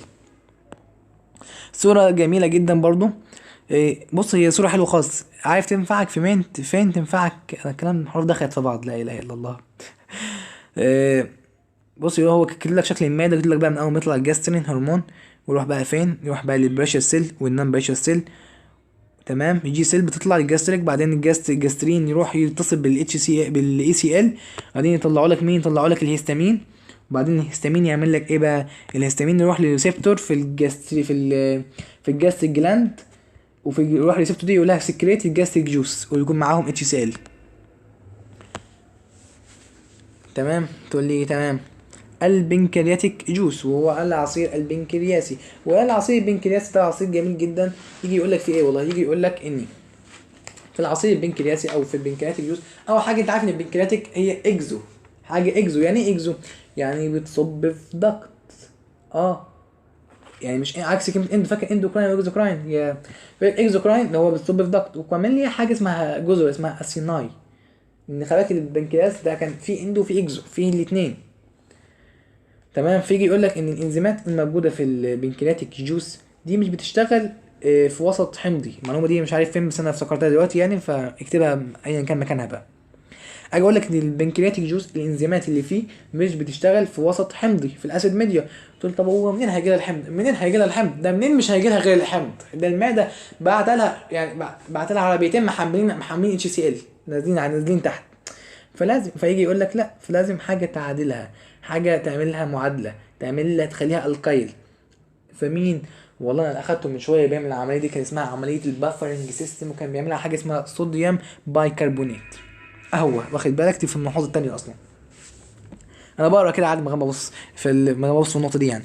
فالبنكرياتيك جوس او البنكرياتيك جوس بيطلع من ضمن الحاجات اللي الشغل اللي بيحصل فيه، يعني ان هو بيحصل معادله في المكان البنكرياس ذات نفسه. فانا اقول لك او في الجوس مش بيشتغل غير في وسط، يعني مش بيشتغلش في وسط حمضي، فانا بيعمل له حاجه اسمها باي صوديوم كربونات او بايكربونات، صوديوم بايكربونات، ودي بتخليه الكايل. تمام تمام. اجي اقول لك ان البنكرياتيك انزيم اللي هي بتاعت الدايجيشن فيها انزيمات بتهضم مين؟ انزيمات اللي والله انزيمات بتهضم الكربوهيدرات زي الاميليز، بتهضم الليبيد زي اللايبيز، بتهضم البروتين زي التريبسونوجين، بس بعدين بيتنشط يبقى نشيط وزي الفل اسمه تريبسين. اه صح تمام. وبيبتيز والكلام ده كله. طيب ماشي. اجي اقول لك ايه تاني؟ اجي اقول لك والله ان الفانكشن بتاعت الميكانيتيك جزء هي هضم البروتين. ما احنا قلنا مش سؤال، مش هي الانزيمات بتهضم الكربوهيدرات والبروتين والليبيد، يبقى هي بتعمل ايه؟ سبحان الله بتهضم البروتين والليبيد والكربوهيدرات برضو يعني. وبعدين الصوديوم بايكربونات buffering the acidity comes from stomach. يقول لك ان الصوديوم يقول لك ايه؟ يقول لك ان الصوديوم بايكربونات اللي بيعمل بافرنج سيستم ده، ادي كلمه بافرز. تمام. دي بتعمل لها، بتحول اسيديتي بحيث تخليها الكايل وكده يعني. يقول لك بنكرياتيك انزيمز نيدز الكالاين ميديا. ما هو محتاج، ما ينفعش يشتغل في وسط اسيد، فمحتاج وسط الكايل. تمام. حلو خالص. الكنترول بتاع البنكرياتيك، واكتب ده تالت حاجه معانا في الكنترول. السليفري كانت ايه؟ كانت نيرفس بس، وكان فيها حاجتين، كونديشنال بشرط وان كونديشنال من غير شرط. الجاستريك كانت الاثنين بصراحه، الهرموني والنيرفس، لكن النيرفس كان واحد ضعيف واحنا جينا عليه، زي ما الدنيا بتيجي على الضعيف احنا جينا كمان معاهم، واخد بالك؟ يعني احنا ناس اشرار جدا بصراحه، ما شفتش الشر ده. فجينا على الضعيف وسيبناه واخدنا الهرموني القوي، وعرفنا الهرموني وجي سيل، وبتروح تمسك في تطلع الجاسترين هرمون، يمسك يمسك في ايه؟ يمسك في البتاع دي اللي اسمها اتش سي ال سيلز دي تقريبا، او اي سي ال سيلز. المهم يعني بعد ما يمسك فيها الحلو ده ويعمل ايه؟ اللي هي اي سي ال سيلز، بيروح لريسبتور معينه بيطلع لي هيستامين، ويروح لحته معينه في الجاس جلاند وبعدين بتطلع لي جوس مليان بالريتش اتش سي ال. تمام تمام. بعدين يجي يقول لك طب هنا في البنكرياتيك، يجي يقول لك ايه؟ يجي يقول لك والله عندك نيرفس وعندك هرمون. النيرفس وهو الويك هو الضعيف، والهرمون هو القوي هو السترونج. تمام. طب خلاص احنا هنيجي زي الدنيا ما بتيجي على الضعيف هنيجي على الضعيف معاه. تمام. تكون عارف ان هو بالباراسمباتيك. الهرمونال سترونج باي سكريشن هرمون اند كوليستوكاينين، باي سكرتين قصدي وكوليستوكاينين. اقول لك السكرتين والكوليستوكاينين دول الاثنين في منتهى الخطوره، بس لازم تعرف تفرق بينهم لان دول مهمين جدا جدا جدا جدا برو ماكس. يقول لك ان السكرتين ده، انا عايز اقول لك بس خلاصته امتى بيطلع؟ تقول لي والله ده بيطلع اول ثانيه القلم وقع، اول ما الاكل يدخل في السمول انتستين، والسمول انتستين كده يحس ان هو دقته كده، لا ده حامض. السمول انتستين بيدوق بقى مع نفسه، ايا كان بيدوق ازاي، ده حامض. ده حامض يا جماعه، يا جماعه افرزوا لي السكرتين. فيطلع السكرتين بحيث يعمل ايه؟ لس او يعني بيعمل، اسمع كده، بيشتغل فين احنا؟ بيشتغل على البي اتش، بي اتش اسيديتي، بيشتغل على البي اتش اسيديتي، على حموضه البي اتش. تمام تمام. بيعمل حاجه اسمها become less alkaline by increase acidity come from stomach. this increase pancreatic juice، بتزود البنكرياتيك جوس، بتزود هنطلع حاجه اسمها الصوديوم طبعا بايكربونات، عشان الصوديوم بايكربونات بيعمل معادله في المنطقه دي. الكوليستوكاينين او كوليستوسايتوكاينين، وده المنطقه ده بيطلع امتى؟ لا ده بيطلع بقى ايه اللي بيحصل؟ اول حاجه الاولاني بيطلع بينبه مين؟ السكرتين بينبه الليفر، بيخليه يحضر. يعني هو اول حاجه السكرتين بيعمل حاجتين، بيطلع اول ما اسمه تستن يحس بالاكل حامض فيطلعه، وبينبه الليفر يقول له يا ليفر نعم يا حاج. شفت كلمه ليفر؟ ايه الليفر دي؟ اللي هو يا ليفر حضر لي مين؟ حضر لي البايل. اقول له حاضر عينيا احضرها لك. الكوليستوسايتوكاينين بيطلع امتى؟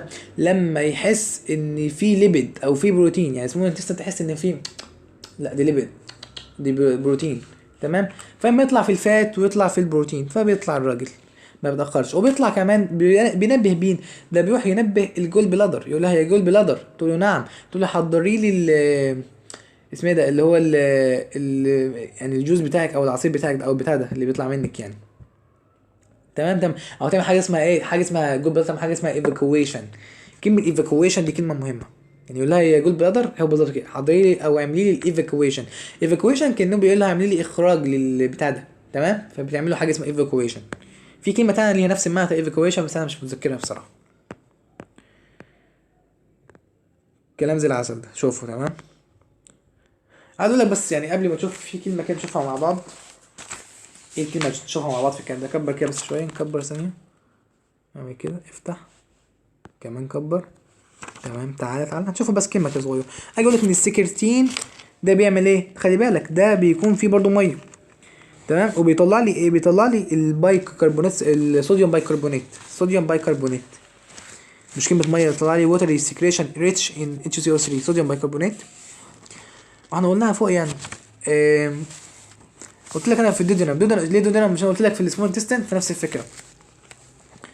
تمام. بص بقى في اللون هنا كاتب لك ايه اللون ده، خباك على الرسمه يعني، اللي هو في رسمه هنا ان هو ده اللون اللي هو البيربر، وده اللون مش عارف اللي هو البينك ولا ايه كده يعني.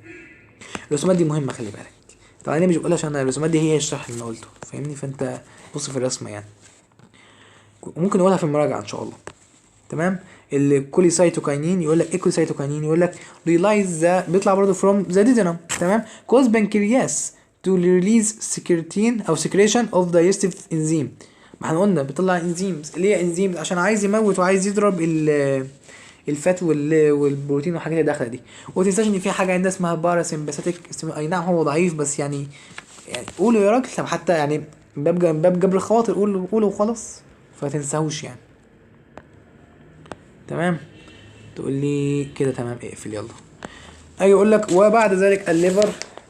يقول لك ايه في الليفر؟ يقول لك انا تقريبا شكلي هفصل المحاضرتين عن بعض. ليه؟ اصلا صورتهم مع بعض في نفس الوقت او في نفس اليوم. فدي 40 دقيقه اللي فاتت يعني بارت 1 انا بصيت كان 40 دقيقه، وده تقريبا داخل معايا في 50 دقيقه، فانت هتستحمله 90 دقيقه، ساعه ونص ليه منشز لي؟ فلا ما اظنش، فاحتمال تتفصل، احتمال تتفصل، احتمال اكون شرير زي الناس دي واجي عليكم يعني. كله جاي عليكم، انا اللي مش هاجي. liver the liver is a vital organ، عضو حيوي. شكرا. ده يقول لك ايه؟ قلنا مكانه في الابر رايت كوادرنت. اوكي. يقول لك ايه كمان؟ يقول لك والله ان هو خلي بالك بيعمل عمليه مهمه جدا جدا جدا، واسمها اسمع كده دي توكسيفيكيشن. كلمه توكسيفيكيشن سموم او سميه، كلمه دي معناها بشيل، فدي دي توكسيفيكيشن. اوكي. تمام. كلمه كيشن كانه بيعمل لك عمليه يعني. وبيعمل لك برضو ميتابوليزم حاجات كتيره جدا، هنتكلم في ديتوكسيفيكيشن وحديها. بيعمل لك ميتابوليزم للبروتين سنسيشن، وللبرودكشن بتاع البايوكيميكال نيسيسري فور المواد الكيميائيه اللازمه للهضم، وليبل سنسيشن وحاجات كتيره. لكن انا عاوز اقول لك حاجه في الجول برادر عدت علينا دلوقتي. لما قلنا ليبل سنسيشن، احنا الجول برادر بتعمل لي حاجه اسمها زي برضو او الليفر او الحاجات دي بتعمل لي حاجه بيساعدوا في هضم البتاع ده الدهون. ليه؟ انا عشان بس الامعاء والانزيمات دي تهضم اللي هو اللايبيز، عشان اللايبيز يهضم الفات لازم يكون في حاجه اسمها مستحلب دهني الاول، فلازم تتحول لمستحلب دهني وبعدين اللايبيز يشتغل عليها. هنا خلينا في النقطه المهمه وهي كلمه ديتوكسيفيكيشن. ايه ديتوكسيفيكيشن؟ بقول لك ازاي السموم دي ممكن تكون تيجي منين؟ تيجي والله من الاكل، السموم اللي انت بتاكلها، السموم اللي انت بتاخدها لو ميه مسمومه مثلا، لو سموم بتاخدها من ايه؟ من الدواء. مش في ادويه تكون سامه؟ في جمله دلوقتي عايز اقول لك عليها ليها علاقه بالمنكرياتيك. يقول لك اني خليها في الاخر خالص، خليها في الاخر ان شاء الله مش هنساها. ايه الفانكشن بتاعت او وظيفه بتاعت الليفر؟ تقول لي والله من وظائف الليفر وهم كذا حاجه. اولهم عد معايا يا سيدي، بيديني البايل. بيديني البايل. اللي هي العصاره اللي بتاع ده، اللي هي البايل دي بتيجي من الجول والكلام ده. فانا اجي اقول لك طيب البايل دي بتيجي منين؟ في حاجه بتديني اسمها بيلي روبين، هي بيلي روبين. بيجي منين بيلي روبين ده؟ كيمي بيلي روبين دي والله انا اجي اقول لك في كرات دم عجزت وعجزت ودار عليها الزمان والدنيا جت عليها والزمن حطها والزمن مش عارف عمل لها ايه. ف فايه فكبرت في السن، فاللي حصل لها فقالت لا خلاص يعني انتوا هتكملوا المسيره، وهي توكلت على الله. فبعد ما توفت اللي هي الار بي سيز طلع عندي اتكسرت، فحصل طلع عندي ماده اسمها هيمو، ماده اسمها جلوبين، والجلوبين ده بروتين. الهيموجلوبين مع الوقت بيترسب اسمه بيلي روبين. تمام. في مرض بينتج عن زياده البيليروبين، انا شرحته فين؟ شرحته في محاضره الهيستو اظن، اسمه سيدو بيليروبين حاجه زي كده. تمام. فيعني ايا كان بقى، خلينا نخليك انه بينتج لي بيليروبين. اوكي. تمام. اصل خلي بالك لو قعدت المواد اكتر من كده بتكون ماده سامه. طيب ماشي. اجي اقول لك حاجه تانية كمان هي بس مع اخر المحاضره، اخر السلايد قصدي، ليها علاقه بمين؟ اجي اقول لك ان بتديني طبعا بتخلق لي بروتين، وقال لك بلازما بروتين، ركز في كلمه بلازما بروتين دي. تمام. ايوه سينسز ميني انتي كلوتينج فاكتور، يعني ممكن يديني فايبرين، تديني فايبرين يا باشا بس كده.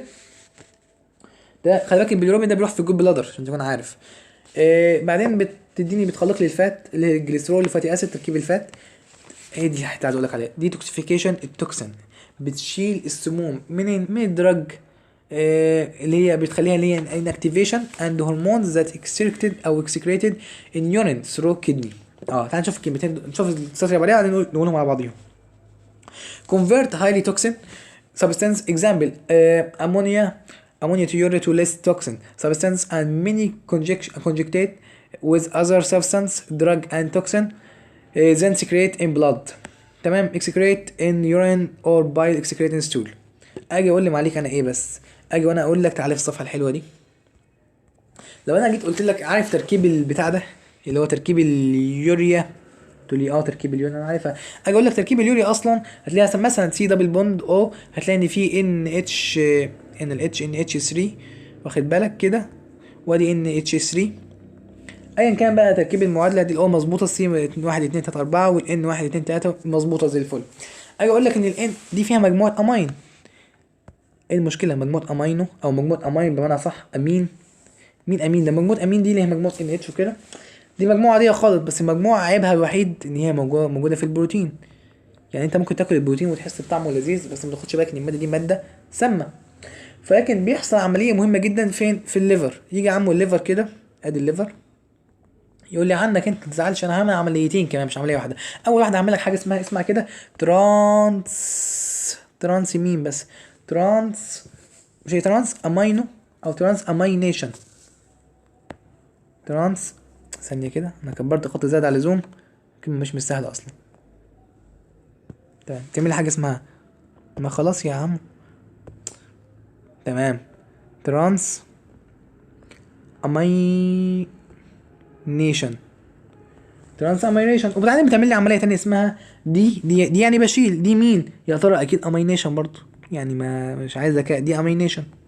وبعدين بتشيلهم دول فبيتحولوا من ماده سامه لماده لس توكسين، اقل سميه. وبالتالي الماده الاقل سميه دي بتحول لي حاجه اسمها اليوريا، وبتنزل بتنزل في اليوريا بقى مع اليوريا. فعشان كده حبيت اقول لك الحوار بتاع اليوريا.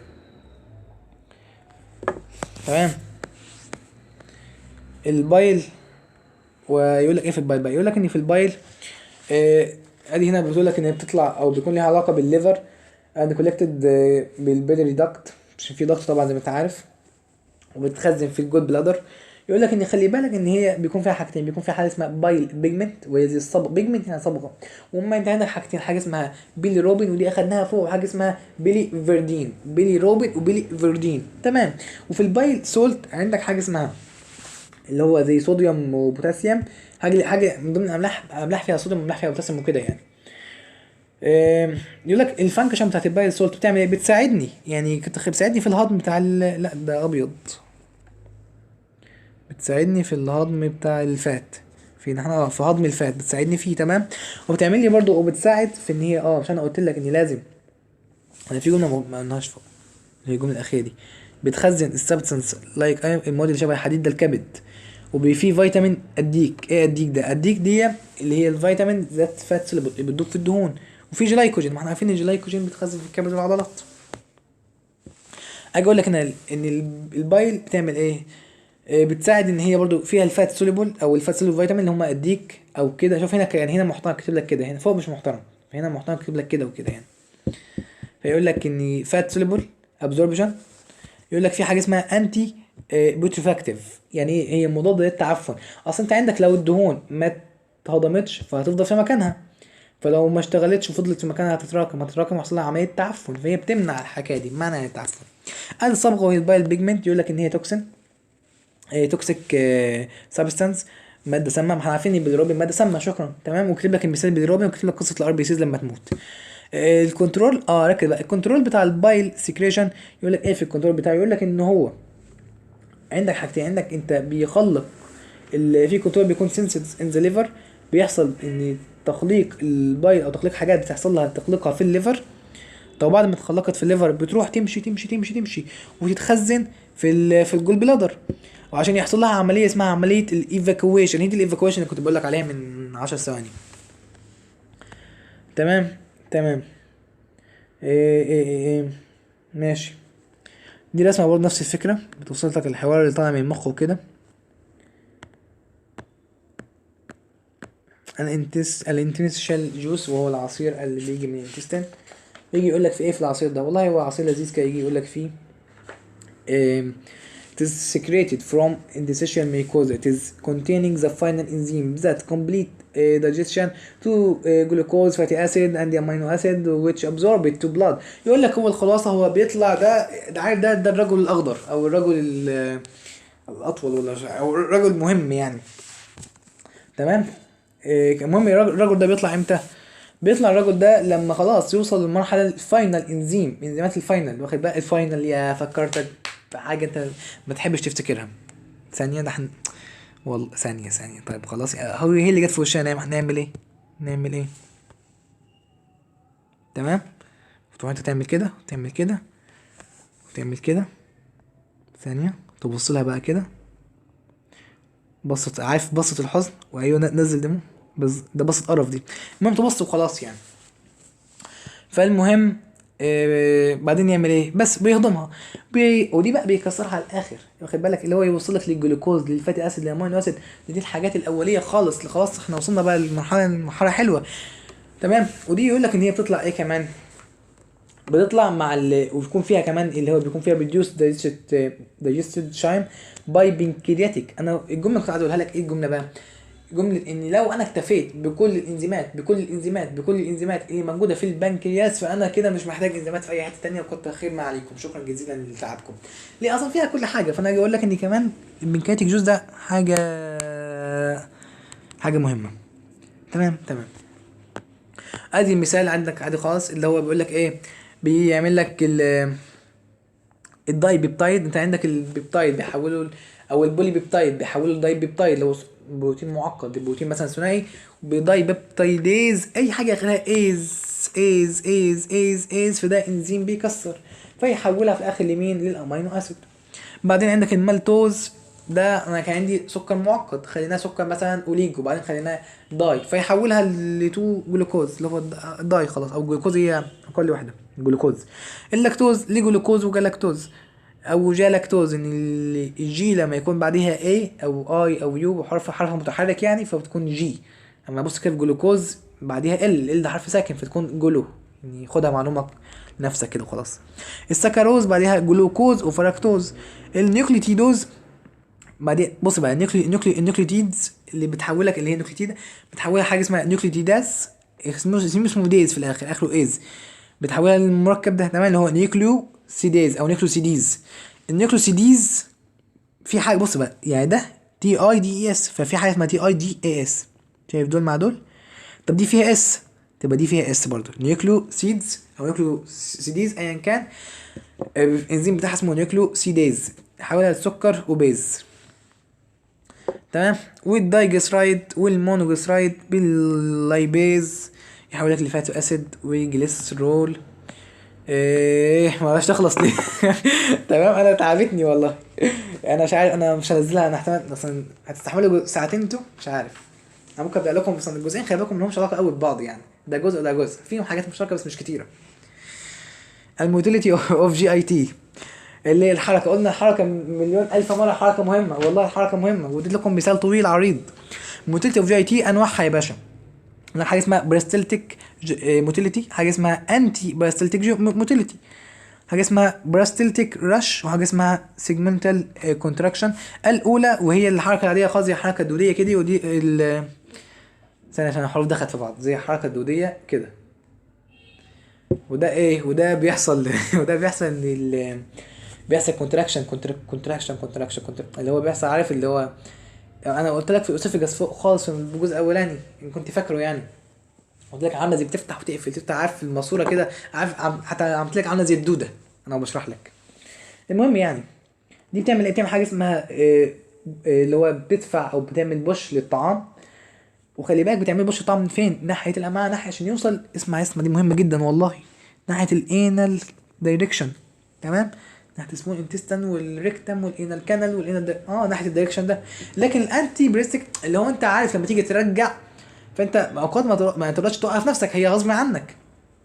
فيقول لك انت بترجع منين بالظبط، هتقول لي برجع من بقي، فيبقى هي ناحيه ايه، ناحيه الاورال دايركشن. دي مهمه يعني، دي هتوقعها سؤال امتحان. تمام، تمامين كمان. البريستلتيك راتش يقول لك دي عامله زي حركه عنيفه بتحصل، وممكن تحصل مره او اتنين في اليوم، ما تزيدش عن كده ان شاء الله. هتقول لك 1 or 2 times daily، حركه عنيفه بتحصل كده. السيجمنتال كونتراكشن، ودي المسؤوله بتكون عن هضم الفود وكده.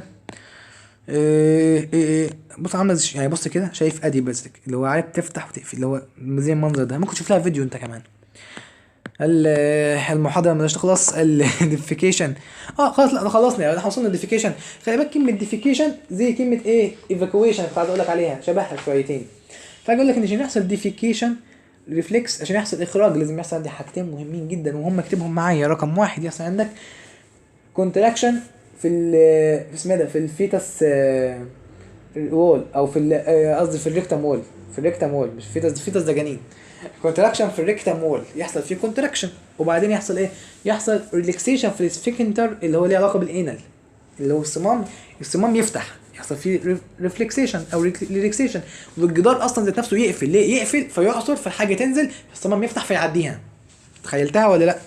مش ممكن تتخيلها يعني. وخلي بالك ان هي باراسيمباسيك، كلمه باراسيمباسيك دي كلمه مهمه جدا، بيقول لك ان هي طالعه من السكرر 3 و4 و5. وخلي بالك ان برضو بيكون ليها هاير سنتر، ان مش دي اعصاب باراسمباتيك، فالهاير سنتر المركز الباشا بتاعنا فين، في البرين، هو ليه تحكم اساسي جدا جدا جدا. وطبعا والسباينال كورد ما نقدرش ننساها طبعا. بس ادي الفكره. يقول لك ان اكسترنال انال سفنكتر، يقول لك سكيلتال ماسل، واخد بالك. وخلي بالك انت يعتبر ليك يعني يعني انت استنتاجا تحس ان هو سكيلتال ماسل، وانت تقدر تتحكم فيه، وهو يعتبر فلانتر. So it is controlled by somatic nerve. ركز، somatic nerve. skeletal motor nerve. motor مش sensory. تمام، ادي العملية بيقول لك ازاي، ودي نفس الكلمة احنا قلناها. ده شكرا، ده شكرا جزيلا، ده مش ثانك بس يعني، ده الف مرحبا يا ثانك يو. بصراحة ما كنتش متخيل انها تخلص، انا عن نفسي ما كنتش اصورها والله. انا صورت جزء وبعدين قلت ايه، قلت اخد بريك، وبعدين انا في البريك قلت ايه، طب ما خلاص ما كفايه. قلت كفايه عليهم كده جزء واحد حلو. وبعدين قلت لا، قلت ايه لا، لاني خلاص ان الله يحب اذا عمل احدكم عملا ان يتقنه. اخيرا تم كلامنا وربنا محموده، وله المكارم في العلا والجود، وعن النبي محمد صلواته ما غردكم امرئ وعرج عوده.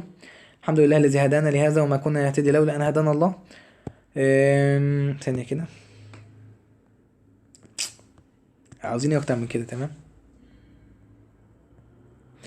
سبحانك اللهم وبحمدك اشهد ان لا اله الا انت، لا ده مش هذا، سبحانك اللهم وبحمدك اشهد ان لا اله الا انت استغفرك واتوب اليك. يلا السلام عليكم. السلام عليكم.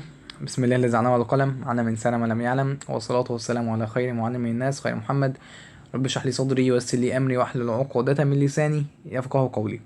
اهلا بكم يا دكاتره في محاضره جديده بعنوان الفسيولوجي اوف دايجستيف سيستم، ونتكلم فيها ان شاء الله محاضره لذيذه خالص كده. انا عارف ان ممكن يكون فيها كلام كتير، تمام، هنحاول نخلص اغلبيتها ان شاء الله، او هخلص كميه كبيره جدا جدا منها النهارده ان شاء الله، ان لم يكن كلها يعني هذا الملف. اول حاجه المحاضره دي من اعداد استاذنا ودكتورنا دكتور خالد الكاشف جزاه الله كل خير. يجي يقول لك learning outcome، يعني دي الحاجات اللي المفروض حضرتك تكون اخر المحاضره متعلمها. خلص المحاضره وتعالى شوف نفسك اتعلمتها ولا لا. introduction، المقدمه. بيقول ايه في السلايد اللي قدامي دي؟ يقول لي والله digestive system ده عباره عن انبوبه طويله جدا. والانبوبه الطويله دي والله هي انبوبه ماسكولار، انبوبه عضليه. تمام. واسمها تراكت، ما هي انبوبه تراكت. تمام. فاجي اقول لك انا الجي اي تي ده كمان في حاجه تانية بتساعده. تقول لي هو الجي اي تي بيعمل ايه اصلا؟ تقول لي انا اللي اعرفه ان الجهاز الهضمي سبحان الله سبحان الله سبحان الله بيهضم. يعني انا حاجه ما كنتش متوقعها بصراحه، ان الجهاز الهضمي بيهضم. فبالتالي في حاجات بيقول لك بتعمل نفس الوظيفه او بتساعد او بتكمل او بتشتغل معاه، وهي السليفري جلاند، الليفر، الجول بلادر اللي هي المراره اللي انتوا ياما فعلتوها الناس كتير، اللي هي والبنكرياس وحاجات زي كده. الجي اي تي طب ذات نفسه يحتوي على ايه؟ اللي هو الجاسترو انترستيشال تراكت. يقول لك والله ده في بيبدا من اول فتحه الانف، فتحه اسمه ده فتحه الماوس اللي هو يعني الفم، اللي هي بيقول لك الاورال كافيتي، وهناخدها بالتفصيل، اللي فيها التانك، فيها اللسان، وفيها اسنانك الحلوه دي، والفارنكس، يعدي على الاوسفيجاس، يعدي على الاستومك، يعدي على السمول انتستين، يعدي على اللارج انتستين، يعدي كمان ينزل في الريكتم، ومن الريكتم على الانال، حوار كده كبير. بس حاجه اسمها انال كانال في الاخر. طيب السلايد دي بقى بيقول لك فيها ايه؟ يقول لك والله اني جنرال مايكروسكوبيك ستراكشر، هناخد نظرة عامة على الدايجستيف سيستم او على الجي اي تي، لكن بشكل ادق حبة، من ناحية مايكروسكوبيك، من ناحية يعني دقيقة سنة. يقول لك ان الجي اي تي ده والله في حاجات كتير جدا مشهورة فيه. احنا عرفنا ان هو انبوبة عضلية، وعرفنا ان هو بيتكون من طبقات. تقول لي ما عرفتش، هتعرفها دلوقتي. وهم طبقات في منهم 4 مين لايرز، 4 طبقات اساسية. اساسية. يقول لك هم ايه؟ يقول لك طبقه اسمها ميوكوزا، طبقه اسمها السب ميوكوزا. ميوكوزا طبعا نعرفها، طبقه عامه. طب السب ميوكوزا يعني طبقه تحت الميوكوزا، اقول لك كلام مظبوط. طبقه ثالثه اسمها ماسكولاريز، ماس جايه من ماسكولار عضليه يعني، طبقه عضليه فعلا. وحاجه اسمها سيروزا في الاخر. طيب ماشي. ودي بيكون الطبقه الخارجيه، هتكلم عنها طبعا، الطبقه الخارجيه للجهاز الهضمي يعني بتغلفه من بره، وهنتكلم عنها دلوقتي. تعال نشوف كلمتين عن كل واحده فيهم كده عشان ننجز. يجي يقول لك طبقه الميكوزا دي اصلا من حاجتين كده، حاجه اسمها ابيثيليال لاينج، وحاجه اسمها لامينا. تمام. او ليماينا، او ايا كان بقى الاكسنت بتاعها. طب الطبقه دي انا الاقيها فين؟ يقول لك دي الطبقه اللي بتتعرض للاكل مباشره. انت اكلت نزل في المعده، اكل خبط في طبقه، الطبقه دي هي الميكوزا. مبروك، عرفناها. طب في طبقه تحتيها؟ اقول لك في طبقه تحتيها بصراحه، اسمها ايه؟ مش هي تحتيها وهي اسمها ميكوزا، تبقى اسمها سب ميكوزا، منطقي. يقول لك الطبقه دي دنسر كونكتيف تيشو، طبقه كثيفه من الكونكتيف تيشو. وركز في كلمه دنسر كونكتيف تيشو ليه؟ عندك تحت خالص هتقابلنا طبقه لوس كونكتيف تيشو. كلمه لوس اللي هي عارف عكس كلمه كثيف ايه؟ اللي هو يقول لك طبقه رخوه كده، او فاهمني، عكس دنسر مثلا او غير دنسر، رخوه في الكثافه بتاعتها مثلا. طيب ماشي. يقول لك ان كمان السب ميكوزا دي ايه؟ دي بتشيل معاها الاوعيه والاعصاب الكبيره واللي بتغذي الجي اي تي، وكمان بيكون فيها حاجه اسمها كونتين جلاند، بيكون فيها غدد، والغدد دي كمان فيها حاجه تانية اسمها ليمفويد تيشو. انا خلي بالك كلمه ليمفويد تيشو دي كلمه مش غريبه عليا. ليه؟ دايما بسمعها ليها علاقه بالاميونيتي، دايما ليها علاقه بالمناعه. يبقى انا اكيد استنتج من كده ان السب ميكوزا بيكون ليها دور في حاجه اسمها ريزيستيشن او ريزيست اوف انفكشن، في مقاومه العدوى. ليه؟ اصل هي فيها ليمفويد تيشو، اصل هي فيها مين؟ ليمفويد تيشو. تمام. يجي يقول لك الطبقه الثالثه ماسكولاريز، جايه هي طبقه عضليه وهي عباره عن سموث ماسل. تمام. اجي اقول لك ان هي كمان السموث ماسل دول طبقتين. اوكي اكتبها معايا، هم عباره عن طبقتين. طيب بيعملوا الطبقتين دول؟ والله بيعملوا حاجه كده، حاجتين يعني. في الطبقه الاولى بتعمل حاجه اسمها خلط الطعام، والطبقه الثانيه بتعمل حاجه اسمها دفع الطعام. واخد بالك؟ واخد بالك. بعدين حاجه اسمها السيروزا الاخيره دي، بيقول لك اللوز كونكتيف تيشو، واللي هو الكونكتيف تيشو بتاعها رخو. تمام. ويقول لك اوقات بصراحه بتتغطى بطبقه كده من الابيثيليوم، وبيكون اسمها ميزوثيليوم. الطبقه دي مهمه جدا. يبقى اوقات بيحصل يعني بعض الحالات ان بتتغطى الطبقه دي اللي الطبقه الرابعه معانا بالطبقه من الابيثيليوم. تمام. واسمها ميزوثيليوم. طبعا حته الطبقات والكلام ده، انت حاسس ان انت شغال تاخد محاضره هيستولوجي. اقول لك اه فعلا هي شبه الهيستولوجي، وان شاء الله هنتكلم عنها في الهيستولوجي ان احيانا الله يعني. تمام، حتى كذا حاجه هتقابلنا النهارده هيستو، هنخليها في الهيستو باذن الله يعني. اوكي يا باشا، فيها مشكله النقطه دي؟ تقول لي النقطه دي والله ما فيهاش اي مشكله، بس انا برضو حاسس ان انا لسه مش باتش يعني ايه، عاوز اعرف كلمتين مثلا عن كل حاجه. اجي اقول لك اكتبها معايا دي، او نكتبها احنا مع بعض، مش عارف، استنى كده نشوف لو في مساحه نكتبها والله مع بعضينا. ثانيه، تعال نكتبها احنا هنا، تعال نكتبها هنا الصفحه دي. اوكي، اجي انا اقول لك ايه، ركز مركز مركز. اول طبقه معايا اللي هي طبقه الميوكوزا. مالها الطبقه دي؟ تقولي الطبقه دي والله انا هقول فيها كلمه وهي بتفرز لي حاجه، مش هي اول طبقه بتقابل الاكل، فدي الطبقه دي بتفرز لي حاجه اسمها الانزيمات.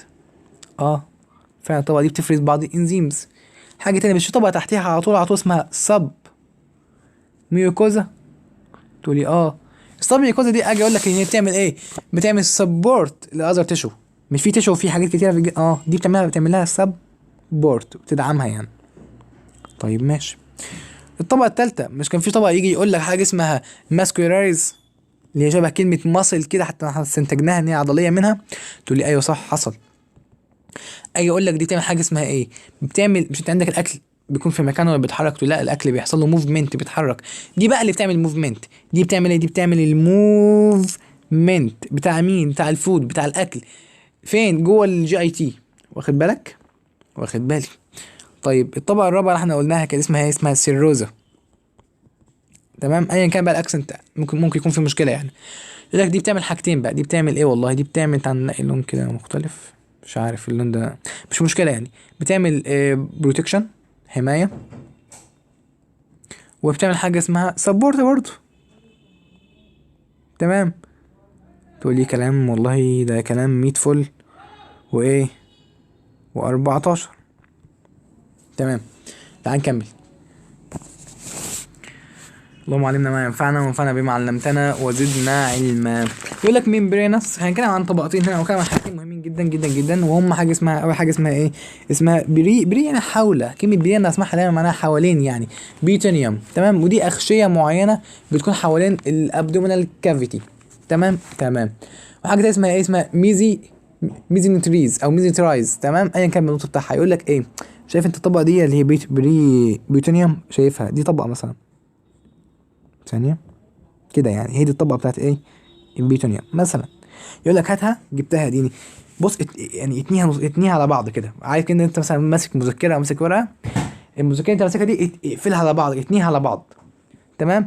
اه فبعد ما اتنيها على بعض، فبتدي الطبقة اللي هي الميزنترياس دي. تمام تمام. نمسح كده الاستيكة دي. اجي اقول لك ايه، طيب عاوز اعرف كده كام معلومة. معلش الكاميرا عملت. عاوز اعرف كام معلومة عن الطبقتين دول. اجي اقول لك تعالى نكتب في الشخبطة بتاعتنا دي. ثانية، تعالى هنا. اجي اقول لك ايه، اجي اقول لك مش احنا قلنا حاجتين دلوقتي؟ تقول لي ايوه قلنا حاجتين. اللي ايه اللي جبناهم؟ جبنا اول معلومة عندنا اللي هي حاجة اسمها بري. ثانية كده امسح. تمام. حاجة اسمها ايه؟ بيتونيوم. هقول عليها كلمتين والله العظيم، هما ايه؟ اول كلمة اقول لك ان دي منها حاجتين، حاجة اسمها بريشيال، حاجة اسمها فاسكولار. تمام تمام. مالها بريشيال دي؟ تقولي والله البريشيال والفاسكولار هما الاثنين بيعملوا حاجتين مهمين جدا جدا جدا، وهم اسمهم ايه؟ هات اللون الاحمر. بيعملوا حاجه اسمها بروتكشن. تقول لي زهقنا من البروتكشن؟ ما معلش، حمايه مهمه، لازم حمايه عشان تعيش بامان وسلام. بروتكشن.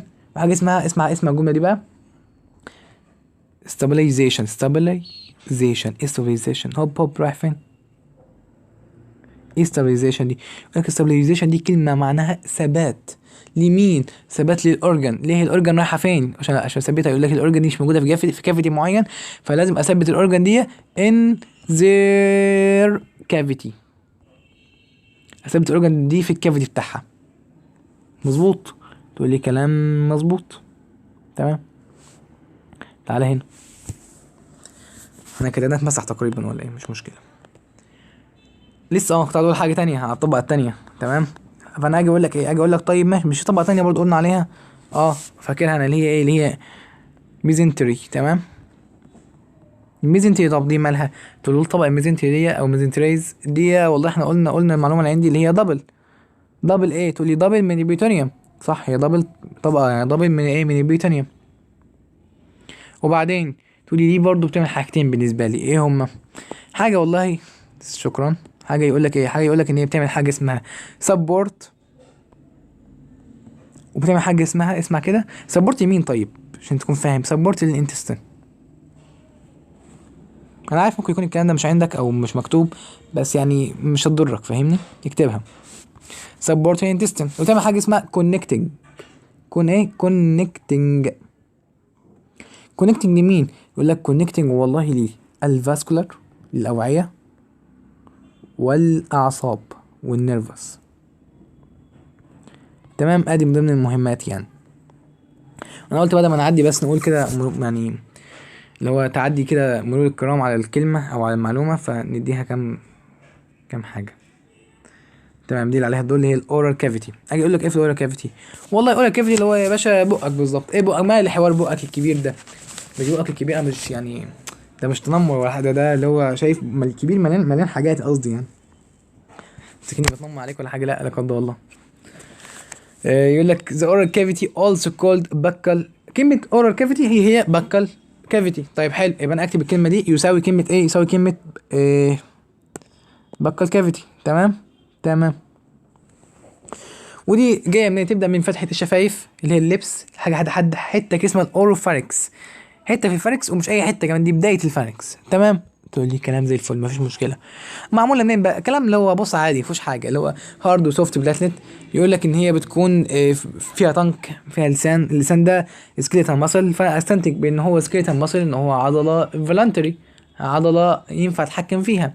صح، انت مش ينفع تودي لسانك يمين وشمال، والبنات اللي في الافراح اللي بتعمل تستخدم لسانها والزغط وكده، طب هي مش بتتحكم في ده، مش قصدي تحكم انت عارف ده بقى يعني دي دراسه عن التحكم، واخد بالك اللي هو ايه؟ اللي هو البتاع ده. فلا فلانتري سليفري جلاند، واللي هي الغدد اللعابيه. ودي عباره عن، اسمع كده الجمله دي حلوه جدا، 3 بيرز. يعني 3 بيرز يعني هم كام واحد؟ 3؟ لا غلط، هم 3 ازواج. يعني هم كام؟ هم 6. 6 لوحديهم 6 غدد، لكن هم 3 ازواج، 2 تمام. ايه تاني؟ بس مفيش حاجه. واسنانك. تمام. يقول لك الاورجن دي بقى بتمسك الاكل تديله وتطحنه وتقطعه، ومسؤول عن التذوق، ومسؤول عن حركه الطعام، وعن حرفيا، وعن برضو بعض الحاجات بيقول لك يعني بتفرز سكريشن ذا كيميكالي بريك داون فود، حاجات بتكسر الاكل، مش بتكسره على الاخر بس حاجات لحد ما، زي مين؟ يقول لك زي حاجه اسمها الاميليز. تمام. امسك بقى حته امسك اللسان، التانك، واخد بالك؟ التانك ماله التانك؟ يعني تحس ان بص كانه حد بيغيظك، اللي هو بفتح لساني وكده يعني. التانك واللي هو اللسان، the tongue is a muscular structure، نسيج عضلي. طيب ما انا عارف المعلومه دي ليه؟ ما هو لسه قايلها لي فوق، انا نساي بس مش للدرجه يعني. واكتب عندي كلمه muscular structure ان هو سكيليتال كمان. تمام. موجود فين؟ يقول لك موجود في الفلور، موجود في القاعه، موجود في الارضيه بتاعت مين؟ بتاعت بقك. ماشي. وبعدين اجي اقول لك والله ان هو ايه، عارف انت بص كده دي يعني من غير ما يكتبها، انت مش شايفش ان هو عامل زي حرف الفي؟ تقول لي صح، ده هو عامل زي في شيب، ومتقسم تلتين قدام. انا ما شغالش ولا ايه؟ بس لا شغال. تلتين يقول لك تو ثيرد، تلتينه انتيريور وتلت بوستيريور، في 2 لمب. تمام. يقول لك في حاجه اسمها ميديان ديبريشن. كلمه ديبريشن زي انخفاض، انت عندك حاجه اسمها ميديان جروف. فين الميديان جروف؟ شايف هات كده لون مختلف، هات له مثلا اللون الاخضر ده ولا ايه؟ يقول لك ادي لسان جروف عامل زي حفره كده، شايف دي حفره؟ طب حفره فين؟ يمين ولا شمال ولا في النص؟ لا دي في النص، فانا هسميها ميديان جروف. عندك حاجه اسمها برضه اسمها ميديان ديبريجن. تمام، ميديان ديبريجن. ماشي. عندك حاجه اسمها فورمن سيكام. فورمن سيكام ده يقول لك ايه؟ دي الطبقه كده، عارف اللي هي يقول لك دي فتحه صغيره خالص موجوده في الجزء الخلفي، يعني ادي الجزء الخلفي من اللسان في فتحه صغيره كده من ورا، اسمها ايه بقى؟ اسمها فورمن سيكام. هو خلي بالك تحسه هنا بيتكلم في حته ايه؟ حته اناتومي فور اوف ذا تانك. وبعدين يجي يقول لك الدورزر مايكوزا شو ستراكشر كورد. بص بقى، دورزر مايكوزا يعني ايه كلمه دورزر؟ تقول لي كلمه دورزر انا اول ما اسمعها في حياتي، اول ما اسمعها، لكن انت كلمه دورزر خدت كلمه زيها معناها زي سوبيريو كده، عارف زي الفتحه العلويه او الفتحه الظاهره من فوق، الفتحه اللي من فوق دي كده، يقول لك دي عامله ستراكشر معين اسمه ايه، اسمه بيبيلا. اوكي تمام، او بابيلا ايا كان اسمه. طيب ماشي، اخر جمله يقول لك ايه، ذا ميكوزا اون inferior سيرفيس از سموث. الميكوزا او الطبقه في السطح السفلي سموث. لا انا كده بشخبط ثانيه. تمام. وبعدين اجي اقول لك ايه، اجي اقول لك والله اسمع الجمله الحلوه دي، في حاجه اسمها لينجويال. اللينجويال دي، لينجويال خلي بالك كلمه لسان معناها لينجويال، يعني كلمه لينجويال دي تسمعها برضو مع اللسان. تمام. رينجويال فرينيولم. ايه رينجويال فرينيولم دي؟ يقول لك والله ان دي حاجه معناها هو رباط، رباط صغير جدا. الرباط الصغير ده ماله؟ ده بيربط لي حاجتين، بيربط لي الجزء السفلي من اللسان بقاع الفم. الجزء السفلي من اللسان بقاع الفم، بيربطهم ببعض الرباط ده. تمام. شايف الصورة دي؟ انت او ممكن تحسه، مش عارف انت، يعني في ناس بتحسه كده لو حاطط صباعها في بقها كده ورفعت لسانها لفوق، بتحس ان في رباط كده بيربط لها اخر اللسان كده، اللي هو اسفل اللسان بقاع الفم.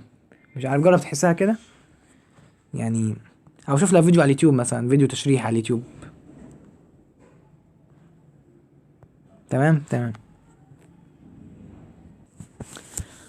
عن الأجزاء دي ليها علاقة بالهيستولوجي احنا حاليا هنسيبها، ونبقى نتكلم عنها إن شاء الله في أي محاضرات خاصة بالهيستولوجي، علشان إيه ما تشوش نفسك، يعني تلاقي فيسيولوجي في هيستولوجي. أنا في الدراسة في اسمها دي في النخامية، أنا فاكر أنا بتكلم شرحت جيت في حتة هيستولوجي وشرحتها، وبعدين وقفت برضه وقلت لك هنكملها في الهيستولوجي لما نيجي نتكلم عن الهيستولوجي بقى، أو دكتور الهيستولوجي يشرحها لك. إيه تمام. هتلاقي حاجة اسمها الأسوفيجاس. ما هو الأسوفيجاس؟ يقول لك والله الأسوفيجاس ده ستريت، دي حاجة دغري بصراحة، حاجة مستقيمة. تمام. مالها الحاجه المستقيمه دي؟ يقول لك والله هي ماسكولار تيوب، انبوبه عضليه. طيب ما انا عارف ان اصلا الانبوبه كلها بتاعت الجهاز العضلي انبوبه ماسكولار، يعني مش معلومه جديده عليا. تمام.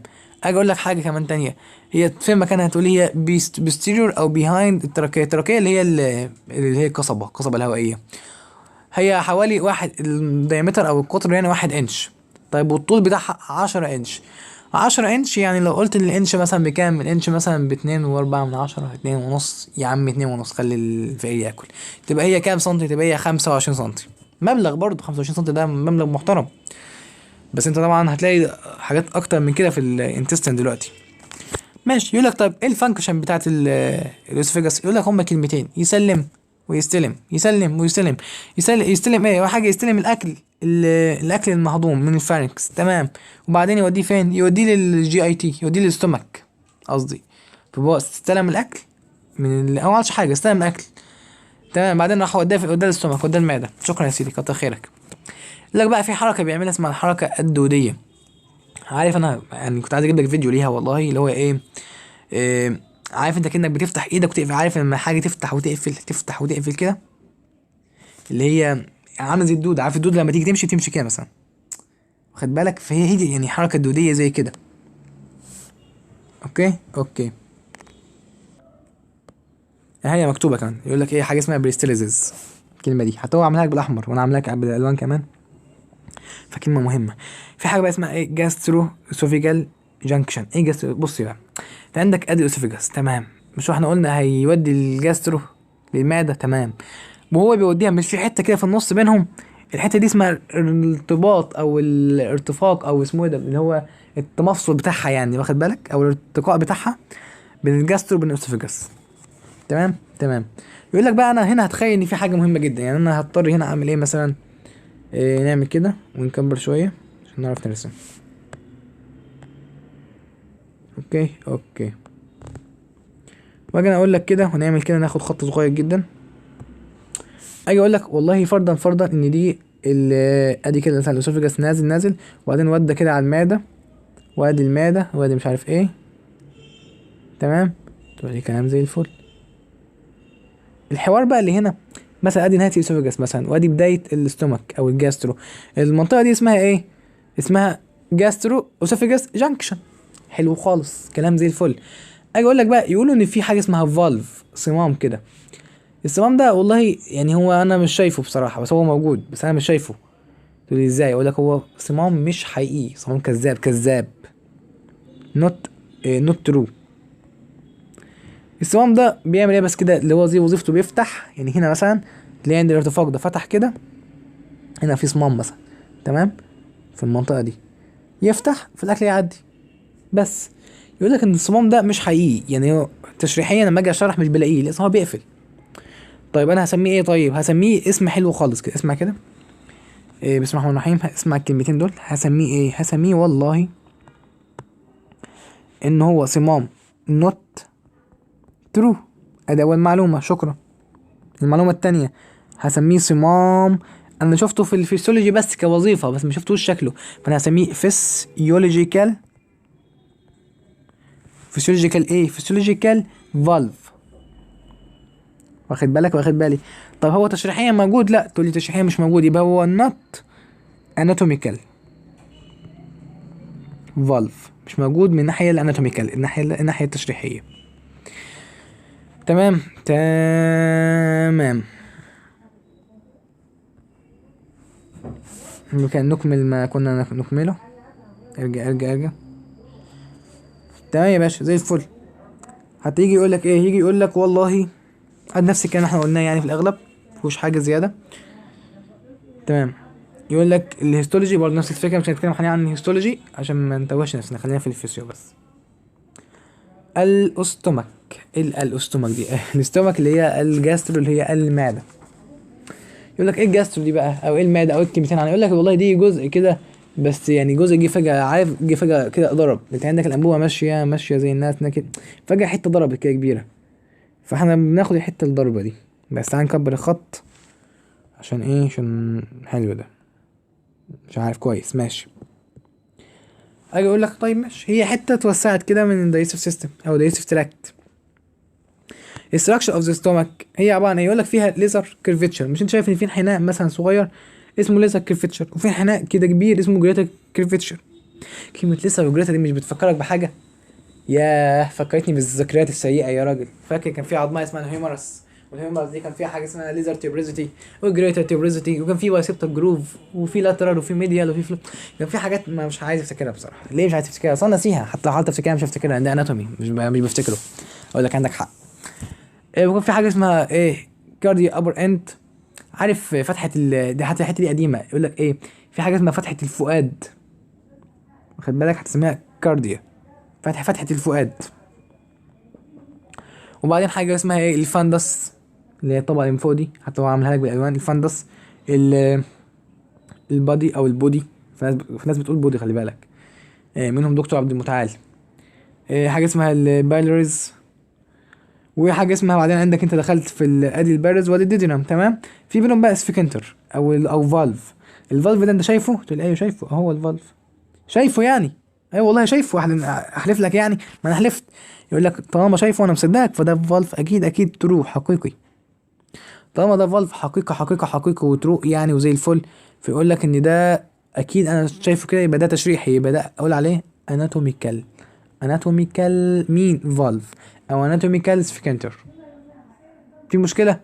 تقول لي بصراحه لا، ما فيش مشكله، كلام زي الفل. وبعدين اجي اقول لك والله اني تمام. بعدين في حاجه اسمها الرياج. ايه الرياج دي؟ يقول لك عارف في شويه طبقات في المعده كده، تحس ان هي مش كده، متنيه متنيه متنيه متنيه متنيه. تمام.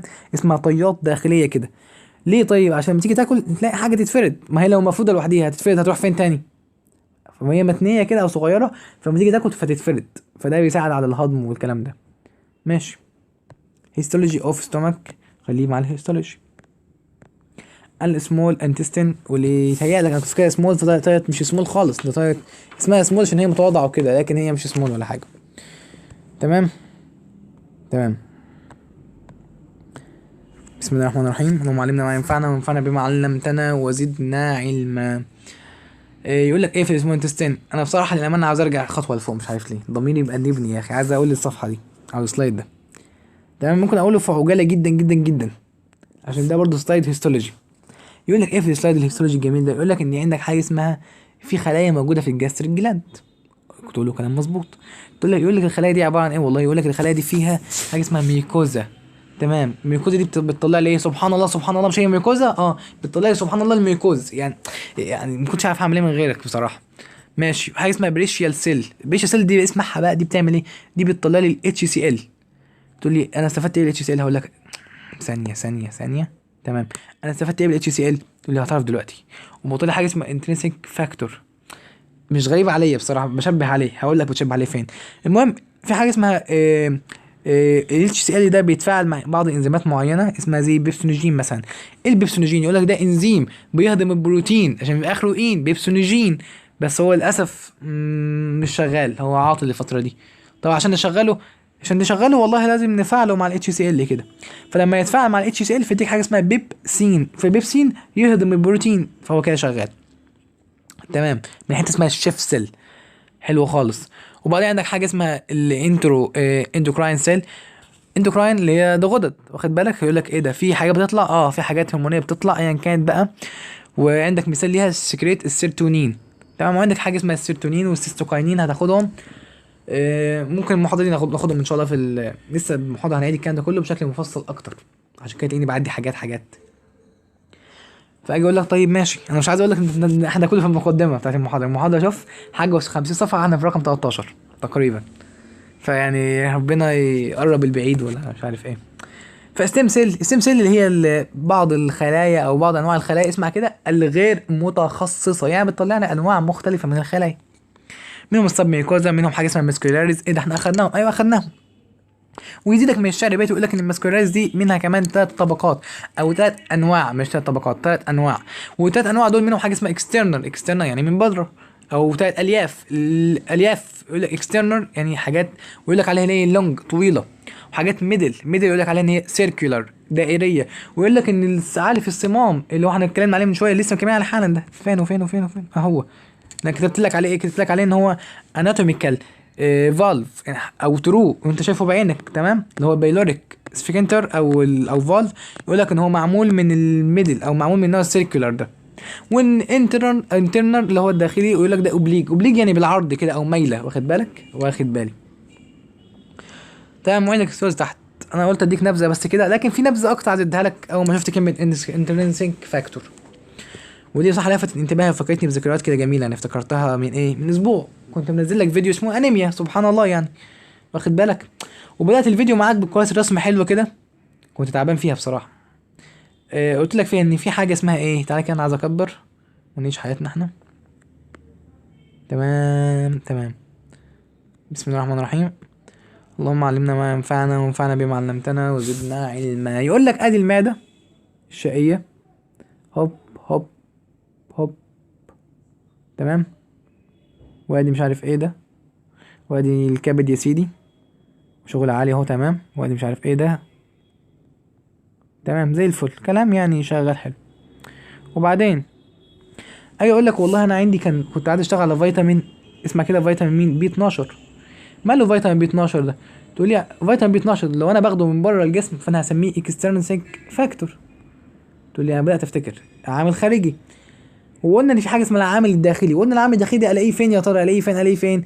قلت لك ممكن تلاقيه العامل الداخلي ده في الميوكوزا بتاعه البتاع ده بتاع الاستومك، في الميوكوزا اللي هو انترنسيك فاكتور. تمام. الاقيه فين؟ الاقيه في الميوكوزا. وقلنا كمان ممكن اشوفه في حاجه اسمها جلايكوبروتين، مالناش دعوه حاليا، واخد بالك؟ حلو خالص. وبعدين قلنا ان العامل الخارجي والعامل الداخلي بيروحوا مع بعض، يمشوا لحد الاليم كده ولحد اخر اسمه انتستين، وهنا يحصل له امتصاص. بعدين يروحوا ويتخزنوا فين؟ في الليفر. وقلنا حوار بالتفصيل طبعا، بس مش عايز اراجع عليه بالتفصيل، ده محاضره الانيميا احنا نزلناها في البلاد. فاقول لك طيب ما صح حلو الكلام ده. يبقى ثانيه، يبقى انت عايز تقول لي فين احنا، ان الانتسك فاكتور العامل اللي هو الداخلي ده مهم جدا للامتصاص بتاع فيتامين بي 12. اقول لك مظبوط، انا مش عايز اقول لك، هو اللي بيقول لك كده فعلا، انا عن نفسي مش عايز اقول لك حاجه خالص. طيب ماشي، تعالى يا سيدي كده انا ضميري مستريح حبه بصراحه، يعني الحته دي انا حسيتها هي تبع هيستولوجي بس هي حته مهمه فنقولها وخلاص. السمول انتستين وهي الامعاء الدقيقه. وخلي بالك، خليك دقيق معايا فيها. ويقول لك ايه فيها الامعاء الدقيقه دي؟ يقول لك والله هي ماسكار تيوب، احنا عارفين التراكت كله كده ماشي. وكمان اسمع كده، يقول لك ان هي longest part it is the longest، هي الجزء الاطول في digestive تيوب. عارف ان هو ايه؟ ما يبانش عليه، اللي هو انت اسمها الامعاء سمول صغيره، بس يجي يقول لك بعدين ان هي it is longest part، هو الجزء الاطول، وفيها 3 اجزاء، حاجه اسمها دودينام، جيجينام، الاليوم. والدودينام ده 12 انش، احسب بقى انت انش و2 ونص مثلا، 2 و4 من 10 2 كده. ويقول لك ده جزء صغير، تمام. يعني فيكسد شيب وبوزيشن. فيكسد شيب اللي هو فيكسد اللي هو ثابت، شكله ثابت، مكانه ثابت، البوزيشن بتاعه ثابت، تمام. يبقى خلي بالك دي ممكن تيجي سؤال مثلا ايه ترو فولس، او يجيب لك سؤال اختياري عادي خالص، يقول لك ان هو مثلا فيكسد في الشيب، ولا فيكسد في البوزيشن، ولا اول اوف ذا، ولا اي وبي مثلا، ولا نان اول اوف ذا اباف، تمام. فطبعا ممكن نشوف ايه نان اول اوف ذا اباف ولا حاجه، بس هي دي اختارها، ان حاجه شاذه بتختارها انت دايما. فيقول لك لا، هي اي وبي. وميكسنج باول والشام. يقول لك الجيجنم والاليام، انا اول ما قريتهم كنت بقرا كده في المحاضره على السريع، فانا بقول 12 ونص، 12 انش، 25 سم فوق في البتاع ده في الاسوفيجاس، شغالين بالسنتي. فجاه كده جيجنم 2.5 متر، ده ايه ده مبلغ محترم. الاليام 3.5 متر، ده بيفكرني بواحد صاحبي كده يعني، واخد بالك، 3.5 متر ما شاء الله يعني. فيقول لك 2.5 متر، ده يعني ده قدي انا مرتين مثلا، تمام. فاكيد مش متر واحد يعني. يعني فاهمني، اللي هو في الحدود دي. most of the eastern، اغلب الهضم بيحصل هنا. انا اتوقع ان كميه كبيره جدا هتيجي في امتحان على اسمها intestine، خلي بالك فيها حاجات مش متوقعه. يقول لك اغلب الهضم بيحصل فين، انا اقول مثلا في المعده، وانت تقول في اللارج انتستين، هي اللارج، اقول لك لا ده في السمول. اجي اقول لك مين اطول جزء، تقول لي اللارج، اقول لك لا ده الانتستين. حاجه مش متوقعه. والاليام ده الجزء الاطول في السمول انتستين، اللي هي الاطول، يعني هي السمول انتستين اطول حاجه في الامعاء، في الجهاز الهضمي كله. الاليام بقى اطول حاجه في السمول انتستين، 3.5 متر، يعني ما شاء الله، تمام. most of absorption، اغلب امتصاص. يقول لك بتنتهي برضو في فالف معين، الفالف اللي بتنتهي بيه ده، احنا خدنا كذا فالف، استعملنا وتجمعهم. وطيب ايه الفالف الحقيقي اللي انا شايفه، وايه الفالف اللي مش تشريحي يعني، وايه الفالف الفسيولوجي والكلام ده. يقول لك في صمام كده، الصمام ده بيعمل ايه، بيؤدي للامعاء الغليظه، تمام، بيختم بيها ويودي للامعاء الغليظه اللي هي اللارج انتستين. الهيستولوجي هنسيبه لحد ما يشاء الله سبحانه وتعالى في محاضرات الهيستولوجي، وندخل نتكلم في اللارج انتستين. اجي اقول لك دلوقتي انا طيب اللارج انتستين هي اسمها ليه لارج انتستين؟ يقول لك عشان هي لارج في الدايمتر، واخد بالك، او لارج في الدايمتر بالنسبه لها، مقارنه مين، مقارنه بالبتاع التاني اللي هي اسمه، شايف هنا الدايمتر بتاعها لو القطر او نص القطر. بص هنا بقى، لا تلاقي ان دي اكبر فعلا، يعني دي شايف الغليظه اكبر من الدقيقه، كده سموها كده يعني، تمام. يقول لك ان هي 5 فيت لو زي القدم. شوف بقى القدم بيساوي كام سنتي، معرفهاش دي كام سنتي بصراحه. وهو يتكون بقى من ايه، تعالى نديها نظره احنا هنا على الصوره ذات نفسها. اجي انا اقول لك ايه، والله هو بيتكون من، ركز كده معايا، يجي يقول لك يبدا معاك بالسيكم، يطلع معاك السيكم، خلي بالك في حته كده طالعه اسمها الابندكس اللي هي الزايده، تمام. وايه، يبدا معاك طبعا ادي السيكم، وهنتكلم عن الزايده كلمتين كده. يبدا معاك بعدين بالقولون، القولون ده حاجه كبيره جدا في المنطقه دي في اللارج. يبدا معاك بالقولون الاسندنج، الصاعد، ترانزفير، بعدين ينزل ادي كده اسندنج كولون، ترانزفير كولون، ديسندنج كولون، وبعدين عندك ايه سيجمويد كولون، وبعدين يبدا معاك يختم معاك بالريكتم، وبعد الريكتم يختم معاك بحاجه اسمها الانال كانال، تمام. إيه مفهومش كلام تاني. الريكتم هي اللي بتعمل ستوريج للفيسز قبل ما يحصل لها ديفكتيشن يعني. طب الحركه بتاعت بقى الريكتم عشان توصل الانال كانال وكده، فيجي يقول لك في حاجه اسمها بريستيلز، نفس الحركه عامله زي حركه دوديه كده اللي بتحصل في الاسوفجس فوق. الانال كانال تفتح حاجه اسمها الانال اوبنج، فتحه الشرج والكلام ده، تمام. تقول لي كلام زي الفل مفيهوش حاجه يعني، نفس الكلام احنا قلناه. الهيستولوجي برضه هنخليه يعني ان شاء الله في الهيستولوجي، لكن اي نعم دي ممكن تبان هيستولوجي، بس هنتكلم كلمتين بس صغيرين عنها كده وعن الابندكس. يقول لك ايه فيها، يقول لك والله الابندكس دي عباره عن ايه، عارف، يقول لك حته كده عامله زي الصباع طالع من يمين، طالع من السيكم. يقول لك ان هي حته منبثقه من ايه، من السيكم. وبعدين يجي يقول لك هي توصف ان هي ايه، والله ان هي سمول صغيره، وهي irregular هي غير منتظمه. وبعدين ايه، وكمان والله هي بيقول لك ان هي شورتر وليس دنس توبيكال جلاند. يقول لك ان في حاجه اسمها توبيكال جلاند، دي عباره عن ايه، صغيره واقل كثافه، تمام. بعدين يجي يقول لك ان هي الابندكس دي والله هي ايه، بتحتوي على حاجه اسمها الام اي ال تي. ايه الام ال تي؟ الام ال تي اختصار لكلمه ميوكوزا associated lymphoid tissue. ودي حوار كده كبير ليه علاقه بحاجه اسمها المناعه. ويجي يقول لك والله الام اي ال تي دي لو هنتكلم احنا يعني هي ايه الوظيفه بتاعتها، هي مكتوبه تحت اصلا، واخد بالك؟ مكتوبه تحت كده. يقول لك بس اخر جمله هنا يقول لك ايه rest of the feature are same as large intestine. باقي الخصائص نفس خصائص مين؟ اللارج انتستين. تعرف نشوف الام اي ال تي. ودي اخر سلايد معانا في بارت 1 من المحاضره. تمام، انا صورتها بارت 1، انا ممكن اكملها اخليها كلها مره واحده يعني. اجي اقول لك طيب دلوقتي هو ايه الام ال تي ده؟ يقول لك والله هي ايه وظيفته الاول؟ يقول لك ده وظيفته وظيفه مناعيه، او ليه وظيفتين بمعنى صح. وظيفه هنكتب واحده هنا بعدين نشوف الكلام مكتوب. ايه ده اسود؟ مش مشكله كله حلو ما يضرش. يقول لك انا هتكلم عن حاجه اسمها ام اي ال تي. طيب ايه الفانكشن بتاعتك يا ام ال تي؟ يقول لي الفانكشن بتاعتي والله رقم واحد ان انا بعمل حاجه اسمها اميون ايه؟ اميون ريسبونس، استجابه مناعيه. طيب ورقم اتنين يا عم ام ال تي او قبل كده يعني ايه بعمل استجابه مناعيه؟ اجي اقول لك والله انا بيدخل لي ميكروب في الجسم، مش بسيبه، بديله على عينيه على طول. ازاي؟ اول ما يدخل لي انا على طول بطلع انتي مين؟ انتي بودي. تمام، او الام ال تي ده بيتعرف عليه ويديك انتي بودي. والانتي بودي ده في الاغلب ممكن يكون من نوع الاي جي اي. انت عارف ان الانتي بودي 5 ماجد ام اي جي اي دي. تمام، او جامد او مش عارف ايه او جاحد. لا فيش جاحد، ايه اللي انا بقوله ده؟ اي حاجه من هذا القبيل يعني. الحاجه تانية يجي يقول لك والله حاجه اسمها يعني دي وظيفه ام ال تي اميون ريسبونس. الحاجه التانية حاجه اسمها كده كونتينوس كونتينوس بروتكشن، وهي حمايه مستمره، حيث انه بيعمل بروتكت يعني بيعمل حمايه لمين؟ للميوكوزا لاير، طبقه الميوكوزا. تمام، وبتعمل كأنها حاجز يعني. لو هي كده فهي بص عامله حمايه وعامله كأنها حاجز بين مين؟ بين الميوكوزا لاير مثلا وبين البكتيريا وبين الميكروبات ان هي تدخل. مش هتيجي تدخل مش هتعرف، في حيطه في النص يعني. حلو. تعالى ناخد كده امثله عليها. يقول لك ايه الامثله؟ حاجه كده والله ثانيه كده هنكتبها هنا وخلاص.